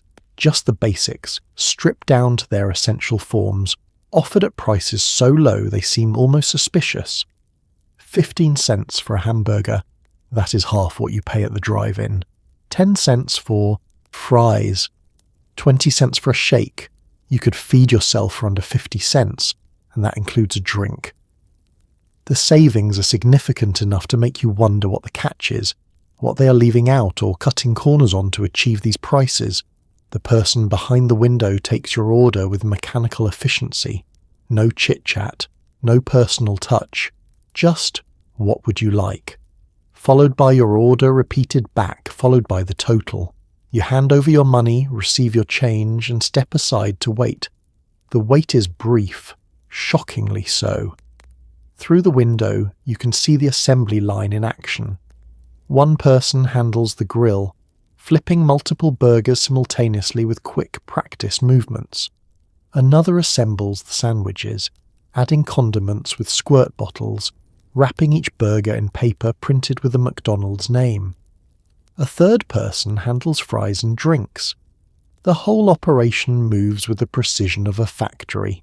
Each worker focused on their specific task. No wasted motion. In less than a minute, your order appears at the window. A paper bag, grease already starting to darken the bottom, and a cup of Coca-Cola. That is it. No tray, no ceremony, no car hop on roller skates bringing it to your car. You take your bag and cup and walk back to your vehicle, slightly stunned by the speed of it all. The hamburger, when you unwrap it, is smaller than you expected. Thin patty, minimal toppings, bun that is soft but plain. You take a bite, and it tastes fine, perfectly acceptable, but it lacks the character of a hand-formed patty grilled to order. This meat was clearly pre-made, probably frozen, cooked quickly on a high-heat griddle designed for volume rather than craftsmanship. The fries are different too, thinner than you're used to, almost shoestring style, crispy all the way through with very little soft potato inside. They're heavily salted, aggressively so, in a way that makes you reach for your drink repeatedly. They taste good, but they taste like a product, something engineered for consistency and mass production. You finish your meal in minutes. It is filling, it is cheap, it is convenient, and it is utterly devoid of the warmth and personality that make the drive-in special. No one here knows your name. No one smiled at you personally. No one made you feel like anything more than the next customer in line. But you cannot deny the appeal. the speed, the price, the efficiency. McDonald's is not trying to replace the experience of the drive-in. It is offering something different, something that prioritizes convenience and affordability over atmosphere and service. And for people in a hurry, for families on tight budgets, for anyone who values time and money over charm, it works. You watch other customers come and go, a steady stream throughout the day. Many of them are young, teenagers, and 20-somethings who seem unbothered by the lack of personal service. Others are working people grabbing lunch on their break, eating quickly in their cars before heading back to the factory or the office. McDonald's is serving a need, filling a niche, and doing it with ruthless efficiency. You drive away from the Golden Arches feeling vaguely conflicted. The food was fine, the price was right, but something essential was missing, something you cannot quite name but know you value. The drive-in has personality, McDonald's has systems, the drive-in has carhops who remember you, McDonald's has workers who serve hundreds of people a day and forget each one immediately. Progress, you think, does not always feel like improvement, but you suspect you will be back anyway. Dairy Queen arrives like a cold, creamy miracle in the middle of summer. The building is small and plain, but the line stretches halfway across the parking lot, everyone waiting patiently for their turn at the window. What makes it special is not the burgers or the fries. It is the soft-serve ice cream swirled into tall cones with a delicate curl. At the top, handed through the window, already starting to melt. You lick it quickly, chasing the drips down the side of the cone, tasting vanilla so pure and sweet it feels like childhood distilled into frozen cream. The first Dairy Queen in your town causes genuine excitement. People talk about it for weeks before it opens, spreading rumours about this new kind of ice cream, softer than regular ice cream, smoother, served fresh from a machine rather than scooped from a freezer. Some skeptics insist it cannot possibly be as good as the real thing, but the moment the doors open, the skeptics are proven wrong. The line moves slowly because every order is made fresh. You watch through the window as the worker pulls a lever on the soft-serve machine, and a pale stream of vanilla swirls out, coiling around and around itself as the cone rises to meet it. The machine makes a whirring sound, mechanical but somehow soothing, and the ice cream emerges with a texture unlike anything you have seen before, not quite solid, not quite liquid, somewhere perfectly in between. When your turn finally comes, you order a small cone, which is actually not small at all. The worker pulls the lever and begins the swirl, building the ice cream upward in a spiral that defies logic, stacking higher and higher until it reaches an impressive peak. Then, with a practiced flick of the wrist, she cuts off the flow and hands the cone through the window, the curl at the top perfectly formed, the whole thing looking too beautiful to eat. But you eat it anyway, because it is already melting. The heat of the day begins attacking it immediately, and small droplets appear on the surface, threatening to run down the cone and onto your hand.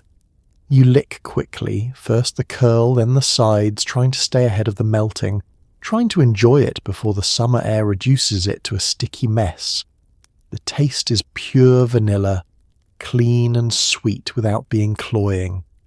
There is a lightness to soft serve that regular ice cream does not have, an airiness that makes it feel almost weightless on your tongue. It melts faster, which means you taste it differently. The flavour spreading immediately rather than requiring your mouth to warm it first. It is cold enough to be refreshing, but not so frozen that it numbs your taste buds. The texture is what makes it revolutionary. Smooth as silk, no ice crystals, no chunks, just pure creamy consistency from first lick to last. Your tongue glides across it effortlessly, and the ice cream yields without resistance, coating your mouth in sweetness. It is less dense than scooped ice cream, which means you can eat more of it without feeling overwhelmed, without the heavy, full feeling that comes from traditional ice cream. You work your way down the cone, licking in circles, trying to maintain the shape even as it melts. Drips escape despite your best efforts, running down your hand, sticky and sweet. You lick your fingers, tasting vanilla mixed with the faint salt of your skin, and immediately return your attention to the cone before more drips appear. Around you, other customers wage the same battle. Children with ice cream-covered faces, their shirts bearing the evidence of melting cones. Adults eating quickly, efficiently, trying to finish before their soft serve becomes a puddle. Everyone united in the same sweet struggle against time and temperature. Dairy Queen also offers dipped cones, where the finished soft serve is dunked into a vat of liquid chocolate that hardens on contact, creating a thin shell. You watch someone order one, see the cone disappear into the dark chocolate and emerge coated, the chocolate already beginning to set. The worker hands it over quickly, and the customer admires it for only a second before beginning to eat, knowing the chocolate shell will crack and fall off if they wait too long. You finish your cone just as the last of it begins to collapse, the final bite a mixture of crispy cone, melted ice cream, and relief that you beat the heat. Your fingers are sticky, your lips taste like vanilla, and you are already thinking about coming back tomorrow for another one.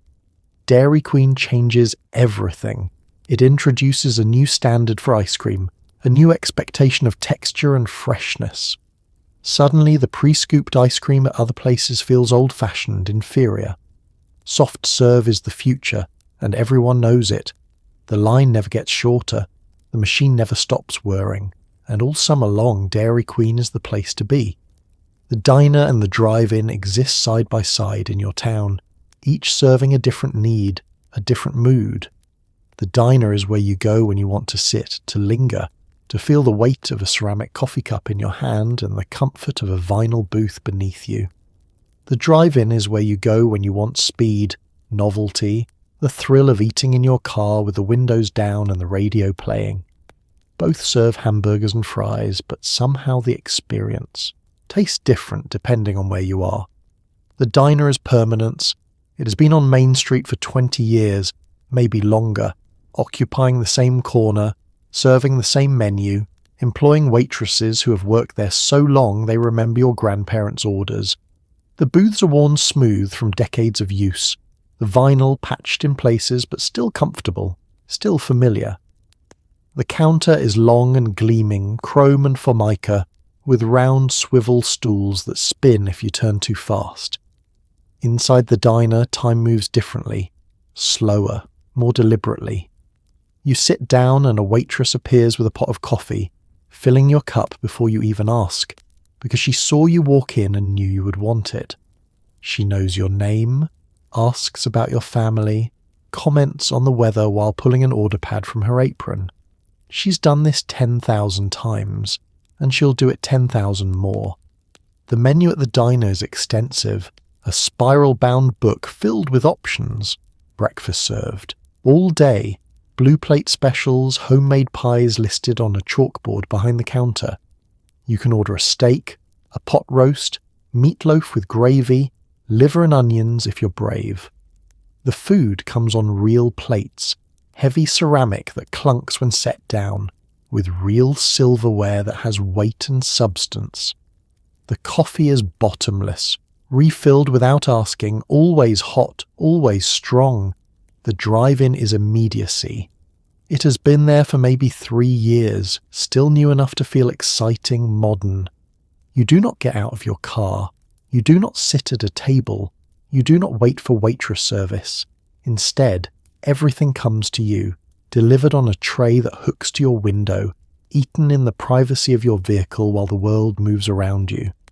It is casual, almost playful, a way of eating that feels less like dining and more like an adventure. At the drive-in, the menu is simpler. Burgers, fries, drinks, shakes, maybe hot dogs, maybe onion rings. But nothing elaborate, nothing that requires plates and silverware and sitting upright at a table. This is food designed to be eaten with your hands wrapped in paper, consumed quickly or slowly depending on your mood, but always informally, always without ceremony. The diner is where you go for breakfast before work, sitting at the counter with the other regulars, reading the newspaper while eggs sizzle on the griddle behind you. It is where you go for coffee and pie in the afternoon, settling into a booth for an hour of conversation with a friend, the waitress refilling your cups and leaving you alone to talk.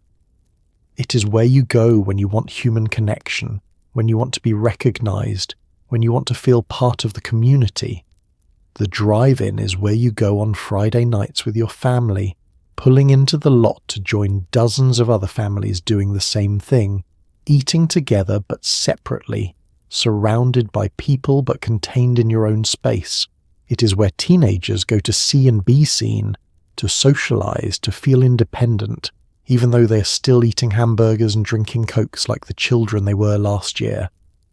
It is where you go when you want convenience, novelty, the feeling of participating in something modern and American and optimistic.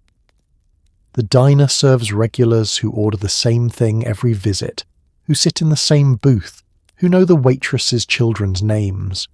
The drive-in serves everyone equally, no favourites, no special treatment, just the same friendly efficiency for every car that pulls in. The diner accumulates history, memories layered into the booths and counters like sediment. The drive-in exists in the present, each visit discreet, complete, unconnected to the last. Both have value, both have their place. And in 1955, in towns across America, both thrive, each feeding a different hunger, satisfying a different need. You do not have to choose between them. You can have breakfast at the diner, coffee and eggs and toast, sitting at the counter reading the morning paper, and you can have dinner at the drive-in, burgers and fries eaten in your car while the radio plays and the neon glows. One is comfort, the other is excitement. One is tradition, the other is the future, and both, in their own ways, are perfect. Sunday afternoons at the drive-in are slower, quieter, filled with families fresh from church still dressed in their good clothes. Fathers loosen their ties and roll up their sleeves. Mothers smooth their skirts and slide carefully into the car, mindful of their Sunday dresses. Children fidget in the back seat, hungry and restless, waiting for the carhop to arrive. The parking lot fills slowly, steadily, and the whole scene feels less like fast food and more like a weekly ritual, a small reward for making it through another week. The atmosphere is different on Sundays, more peaceful, more deliberate. The usual Friday and Saturday night energy, the teenage excitement and the hurried weekday lunch crowds is replaced by something gentler, something that feels more like community than commerce. Families park and settle in, windows down, enjoying the warmth of the afternoon sun, in no particular rush to get anywhere because there is nowhere else to be. Your father removes his suit jacket and drapes it carefully over the back seat, then loosens his tie with visible relief. He has been wearing it since 8 this morning, through Sunday school and the service and the fellowship hour afterward, and releasing it feels like exhaling after holding your breath. Your mother checks her hat in the mirror, adjusting a pin, making sure everything is still in place even though she is just sitting in the car. You and your sister are still in your church clothes too, though yours are slightly rumpled now from sitting through the sermon. Your sister's patent leather shoes shine in the sunlight. Your own shirt collar feels tight and scratchy, and you long to loosen it, but your mother's glance tells you to wait. Not yet. Not until after you eat. The parking lot fills with other families in similar situations, all of them dressed better than usual, all of them carrying that particular Sunday afternoon energy that comes from fulfilling obligations and earning leisure. Men stand beside their cars chatting, discussing the sermon or the weather or local news, hands in pockets, enjoying the sunshine. Women gather near the menu board, comparing notes on who brought what dish to the church potluck, who played the organ particularly well this morning, whose children misbehaved during the service. The carhop who arrives at your window is also dressed for Sunday, her uniform somehow crisper, her hair pinned with extra care. She greets your father with a smile and a respectful good afternoon, taking your order with the slightly formal politeness that Sunday seems to require. Even the transaction feels more ceremonial, less rushed, as if acknowledging that today is different, special, set apart.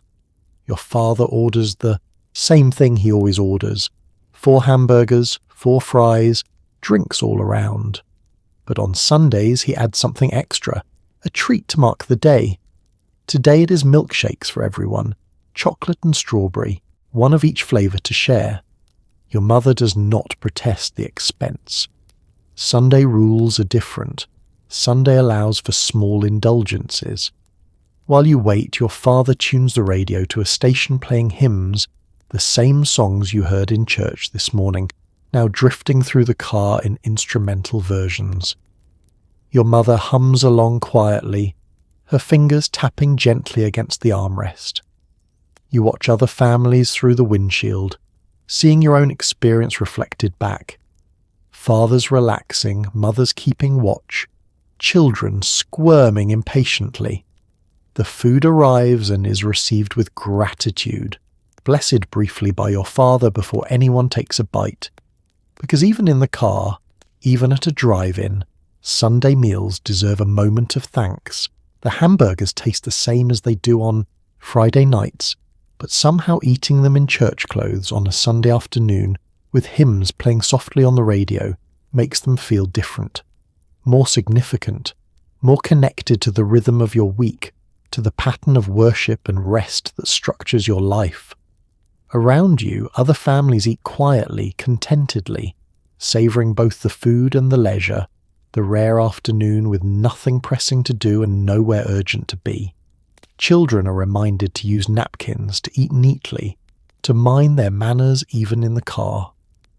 Fathers lean back in their seats, allowing themselves to relax fully for the first time since Friday evening.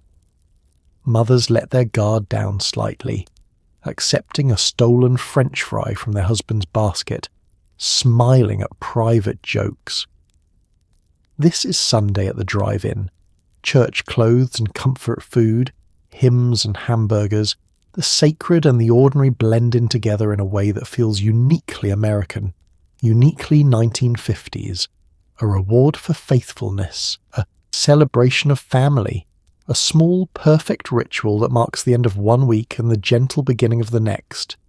Your father hands the carhop a $1 bill and waits for his change, which comes back as 3 quarters, a dime, and a nickel. The entire meal, 4 hamburgers, 4 fries, and 4 drinks, cost less than $1.50. You do not think much about it now, but decades later you will remember this moment and feel a strange ache, not just for the prices, but for the simplicity of a time when feeding a family felt easy, affordable, and joyful. The carhop counts the change carefully into his palm, coins clinking softly against each other, metal warm from her hand. Your father accepts it without counting it himself, trusting her accuracy, trusting the system, trusting that no one would cheat over pocket change. He drops the coins into the ashtray where they settle with a gentle rattle, joining other loose change accumulated throughout the week, $1.45 for 4 complete meals. You do a quick calculation in your head, the kind of arithmetic that comes naturally when you're young and curious. That is roughly 36 cents per person for a hamburger, fries, and a drink. Your weekly allowance is 50 cents, which means you could buy yourself a meal and still have change left over. The realization feels empowering, makes you feel rich even though you know you're not. Your father glances at the change in the ashtray and seems satisfied. A family meal for less than the price of a movie ticket, less than what he paid for gas to get here, less than your mother spent on the roast she cooked last Sunday. The value is undeniable. and it shows in his expression, in the slight nod of approval he gives before turning his attention back to the food. Your mother, ever practical, is already calculating whether this might become a regular option. Once a week, maybe. Friday nights when she is too tired to cook, when the thought of standing over the stove feels overwhelming, when the family deserves something easy and festive. The math works, the budget allows it, and the children clearly love it, which matters more than she would admit out loud.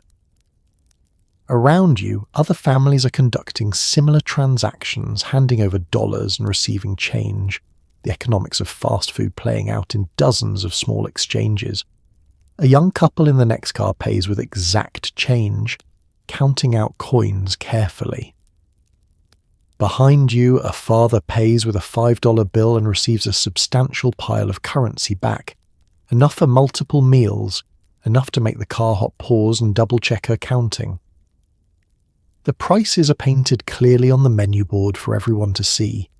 Hamburger 15 cents, cheeseburger 20 cents, fries 10 cents, drinks a nickel or a dime depending on size. No hidden costs, no surprise fees, no tipping required, though some people leave a few coins on the tray as a kindness to the carhops working. In the heat, the transparency is reassuring, makes you feel like you're being treated fairly, like the restaurant has nothing to hide. You think about what else your family could buy with $1.45. A loaf of bread, a quart of milk, a pound of ground beef from the butcher. Or you could buy this, a complete meal for 4 people served in your car, requiring no cooking, no dishes, no cleanup. The convenience alone has value, though no one talks about it in those terms yet. In 1955, convenience is still a luxury, still something novel enough to marvel at. Your father pockets the receipt the carhop handed him, along with his change, a small slip of paper printed with the order and the total.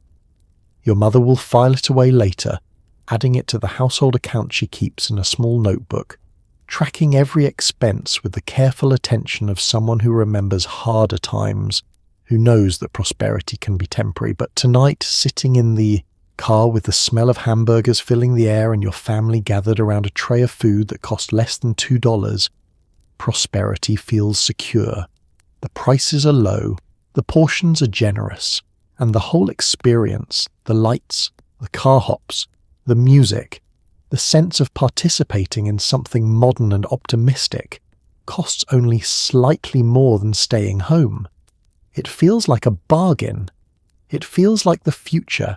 It feels like a country that believes abundance should be accessible, that good food and good times should not be reserved for the wealthy, that a working man should be able to pull into a drive-in on a Friday night and feed his family without worrying whether he can afford it. Your father starts the engine eventually, the meal finished, the tray collected. He pulls out of the parking lot and heads toward home, the change still rattling in the ashtray. Proof that you are here. Proof that for less than the cost of a shirt or a tank of gas, your family made a memory, and that more than the hamburgers or the fries is what you will remember. The feeling that everything for a moment was exactly as it should be. The drive-in begins to empty around 10 o'clock, cars pulling out one by one, tail lights glowing red as they turn onto the main road. Carhops collect the last trays, balancing them carefully as they skate back toward the kitchen. The neon sign still glows, but the parking lot feels quieter now, the energy fading like a party winding down. You watch from the back seat as your father starts the engine, and you take one last look at the glowing building, already feeling nostalgic for a place you have not even left yet. The departure happens gradually. First the families with young children, the toddlers already asleep in back seats, the older kids rubbing their eyes and yawning. Then the couples who have early work tomorrow, the ones who stayed as long as they could but are now facing the reality of Monday morning. The teenagers linger longest, reluctant to let go of the evening, but even they eventually fire up their engines and roll away, calling goodbyes through open windows, making plans to return tomorrow night. The car hops move more slowly now, tired from hours on their feet, on their wheels, carrying trays and taking orders and smiling through exhaustion. They collect the remaining trays with less flourish than earlier, simply getting the job done, ready for their shift to end. One of them skates past your car, and you see the weariness in her face, the way her smile has become mechanical, automatic, no longer reaching her eyes. Inside the kitchen, visible through the wide windows, the cooks are already beginning cleanup. One scrapes the griddle, the metal scraper making a rhythmic sound that carries across the parking lot. Another starts breaking down the fry station, draining oil, wiping surfaces. The pace has slowed from the frantic dinner rush to the methodical work of closing, of resetting everything for tomorrow. The neon sign continues its faithful glow, red and blue and white against the dark sky, a beacon that has guided cars here all evening and will continue glowing until someone flips the switch. A few moths still circle the lights, drawn by brightness they cannot resist. The parking lot lights cast pools of illumination across the asphalt, leaving shadows in between, creating a landscape of light and dark. Your father backs out of your space carefully, mindful of the few remaining cars, and joins the small procession leaving the lot. You turn in your seat, looking back through the rear window, watching the drive-in recede into the distance. The building grows smaller, the neon dimmer, until you turn a corner and it disappears from view entirely. Your mother gathers the napkins and wrappers scattered across the front seat, bundling them into the paper bag the food came in, tidying even though the car will need proper cleaning tomorrow anyway. Your sister is already drowsy, leaning against the door, the rhythmic motion of the car lulling her towards sleep. You're tired too, full and satisfied, the kind of pleasantly exhausted that comes from a good evening well spent. The radio plays softly, a late-night program of slow songs and quiet talk. The DJ's voice smooth and unhurried. Your father drives with one hand on the wheel, relaxed, in no hurry to get home. Your mother gazes out the window at the passing streetlights, humming along to a song she recognizes. You think about the evening, replaying moments in your mind, the car hop on roller skates, the first bite of your hamburger, the taste of your strawberry shake, the way the neon reflected off the hood of your car. These memories are already becoming precious, already transforming from experience into nostalgia, even though the night just happened. This is how it always ends. The slow departure, the quiet car ride home, the satisfied tiredness, the sense that you have participated in something larger than just a meal, something communal and American and good. The drive-in is more than a restaurant. It is a gathering place, a ritual, a weekly celebration of family and prosperity, and the simple joy of eating hamburgers in your car while the world goes on around you. Your father pulls into your driveway and cuts the engine. The sudden silence feels complete, absolute, after the rumble of the drive and the music from the radio. Your mother opens her door, and the interior light flicks on, harsh and unwelcome after the gentle darkness. Your sister stirs, protests softly, then allows herself to be guided toward the house. You climb out of the car, stretching, feeling the stiffness from sitting so long. The night air is cool and pleasant, carrying the faint smell of jasmine from the neighbour's yard. You look up and see stars, more than you ever see in the daytime, scattered across the sky like salt across black cloth. Behind you, the car ticks as the engine cools. Tomorrow your father will clean it, will vacuum the crumbs and wipe down the seats and empty the ashtray full of change. But tonight it sits in the driveway, still holding the smell of hamburgers and fries, still warm from the evening's adventure, a chariot that carried your family to the drive-in and back, safely, perfectly, exactly as it should. You follow your family inside, already thinking about next Friday, already anticipating the next visit, the next meal, the next chance to sit in the car with the windows down and the neon glowing and a tray hooked to the door. The drive-in is closed for the night, but it will be there tomorrow, and that is all that matters. Looking back, you realise it was not just the food that made the drive-in special. It was the ritual, the gathering, the way it turned an ordinary Friday night into something worth remembering. It was the carhops who knew your name, the menu that never changed, the way the parking lot smelled like possibility and grilled onions. It was eating, in your car with your family, windows down, music playing, feeling connected to something larger than yourself. It was the simplicity of it all, the ease, the joy. The food was good, certainly. The hamburgers were better than what you could make at home, the fries crispier, the shakes thicker.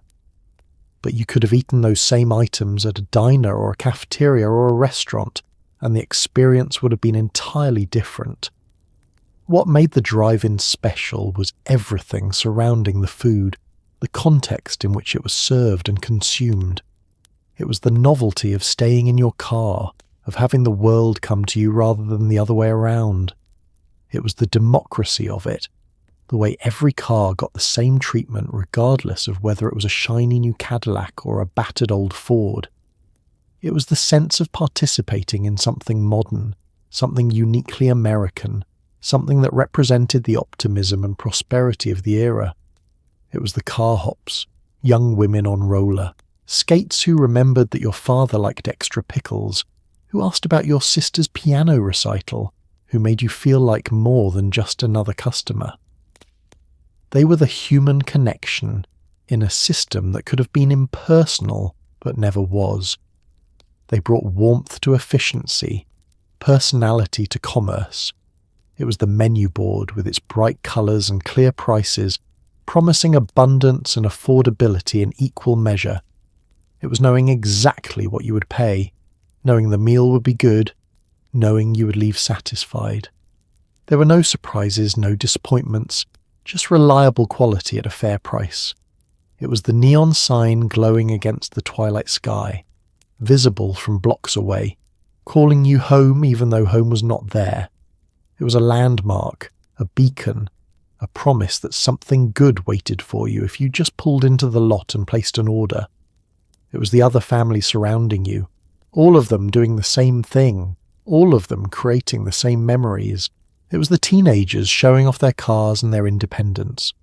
It was the elderly couples who remembered when eating out was a luxury, now able to afford it weekly.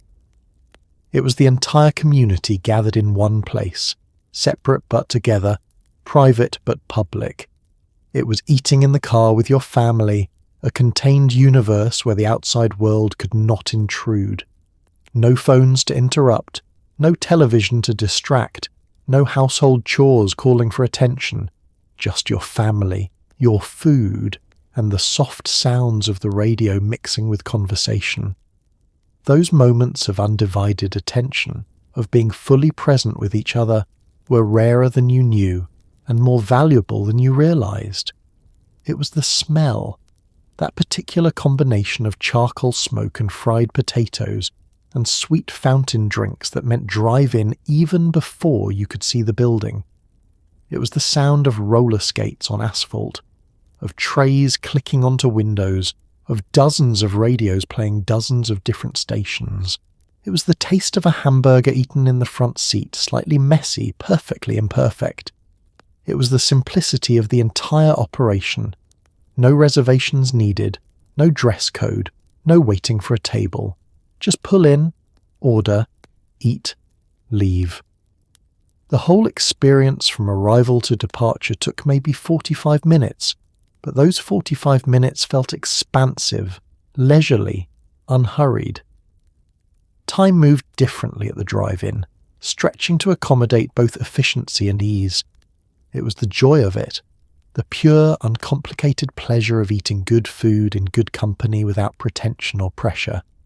It was fun in a way that formal dining never was, relaxed in a way that home cooking never could be. It occupied a perfect middle ground between special occasion and everyday routine, accessible enough to do weekly, but distinctive enough to feel like a treat. It was knowing that next Friday you would be back, that the carhop would remember you, that the food would taste the same, that the ritual would continue unchanged. In a world that was changing rapidly, that was modernizing and urbanizing and growing more complex, the drive-in offered constancy, reliability, a touchstone of normalcy you could return to again and again. It was all of these things together, woven into an experience that transcended the sum of its parts.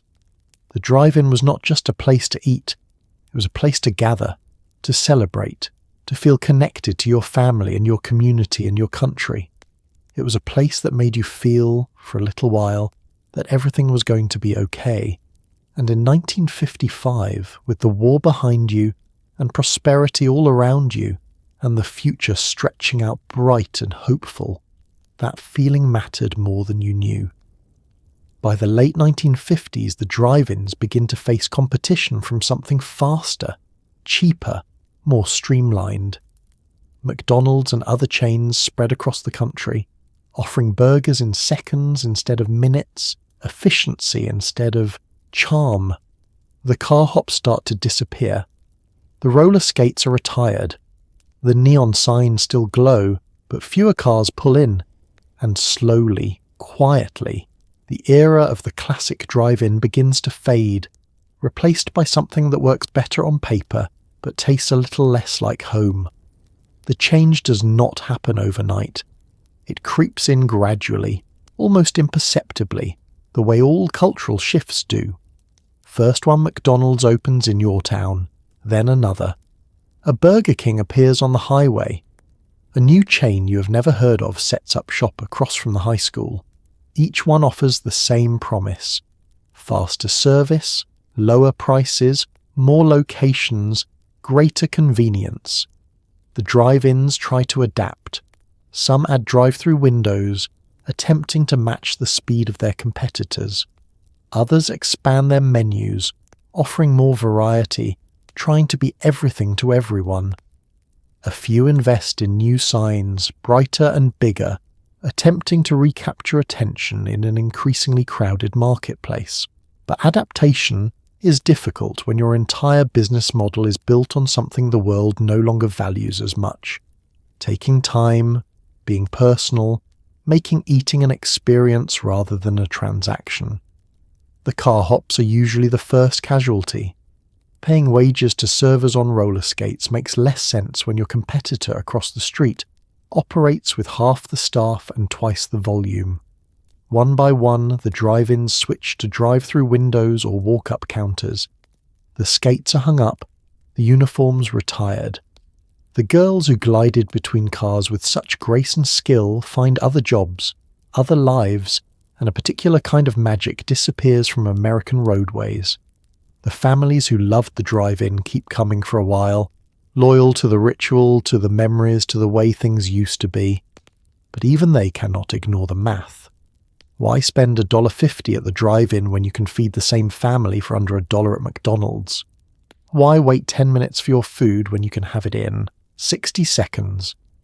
The old arguments about quality and service and atmosphere start to feel quaint, old-fashioned, out of step with the times. Teenagers who once made the drive-in their social headquarters start migrating to the new chains. McDonald's parking lots become the new gathering places, and while the food is cheaper and faster, something essential is lost.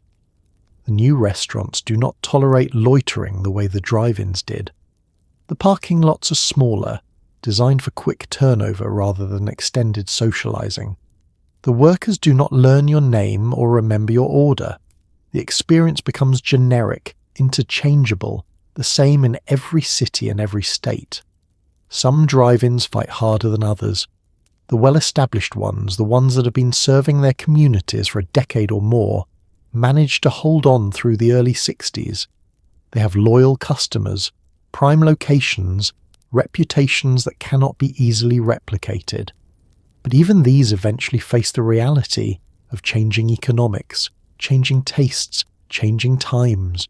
One by one, they close or convert into something else. Their neon signs dark, their parking lots empty. Your family keeps going to your drive-in for as long as it remains open. Your father insists on it, loyal to the place that gave you so many good evenings, so many good memories. Even when the food quality slips slightly, even when the wait gets longer because they are understaffed, even when half the parking lot sits empty on Friday nights that used to be packed, you return. But eventually, inevitably, the for sale sign appears. Then the close sign, then the demolition notice. You drive past one day and the building is gone, replaced by an empty lot that will soon hold something else, something modern, something profitable, something that has nothing to do with car hops or roller skates or families eating together in their cars. You feel the loss more than you expected. It is just a restaurant, you tell yourself, just a place that sold hamburgers. But you know it was more than that. It was a marker of your childhood, a ritual that shaped your weeks, a place where you felt safe and happy and connected. And now it is gone, erased as if it never existed, leaving only memories that will fade with time. The fast food that replaces the drive-ins is more efficient, more profitable, more suited to the pace of modern life. It feeds more people, costs less money, requires less labour. By every practical measure, it is better. But something is lost in the exchange, something that cannot be quantified or measured or put on a balance sheet. The drive-in represented a particular moment in American history, a sweet spot between scarcity and excess, between simplicity and complexity, between community and isolation. It existed in a time when people still had time, when eating together mattered more than eating quickly, when service was personal and prices were low and prosperity felt permanent. That time is ending. The drive-ins are its casualties, and you, watching the last one close, watching the neon sign go dark for the final time, understand that you are witnessing not just the end of a business model, but the end of an era. The world is speeding up, becoming more efficient, more standardized, more focused on the bottom line. And in that new world, there is no room for car hops on roller skates, for hand-formed burger patties, for the leisurely ritual of eating in your car while the sun sets and the radio plays. You will eat at the new chains, of course. Everyone will. They are convenient and cheap and everywhere. But you will never stop missing what came before. Never stop remembering the way it felt to pull into that parking lot, to order from that menu board, to taste that first bite of a hamburger that was made just for you by someone who cared. The drive-in is gone, but the memory remains. And sometimes, on quiet evenings when you catch the smell of grilling meat or hear a particular song, on the radio you're back there again, young and hungry and happy, sitting in your father's car with the windows down and the whole beautiful night ahead of you. So tonight, as you settle deeper into your blankets, the soft kind, not the scratchy wool studio issue ones celebrities used to pretend were luxury, let's take a breath and look back at the gleaming chrome world you just visited. You pulled up to a drive-in on a Friday evening in 1955. You watched car hops glide between cars on roller skates, balancing trays like acrobats. You tasted hamburgers made by hand, fries cut fresh, shakes so thick the straw stood upright. You sat in your car with your family, windows down, radio playing, feeling connected to something larger than yourself. And for a little while, the world felt simple, abundant, joyful. The people who lived this era did not think of themselves as living through history. They were just stopping for burgers on the way home, just treating the kids to ice, cream on a hot afternoon, just gathering in parking lots because it felt good to be together, to share a meal, to participate in something communal and American and hopeful. They did not know they were creating memories that would glow brighter with each passing decade. They were simply living, doing their best, finding small pleasures where they could. Maybe tomorrow you carry something forward from their world. Maybe you slow down at a meal, even a little. Maybe you notice the person serving your food, see them as human, as someone's daughter on roller skates working a summer job. Maybe you gather your family, even if just for an hour, and simply be together without phones or screens or distractions. The drive-ins are mostly gone now, but the impulse that created them, the desire to gather and share and connect, that remains. So rest now. Let the neon glow fade gently behind your eyelids. Let the smell of grilled onions and summer evenings drift through your dreams. You are safe. You are fed. And somewhere in memory, the carhop is still skating, the burgers are still sizzling, and the whole beautiful night is still ahead of you. Good night, and may your dreams taste like strawberry shakes and simple abundance.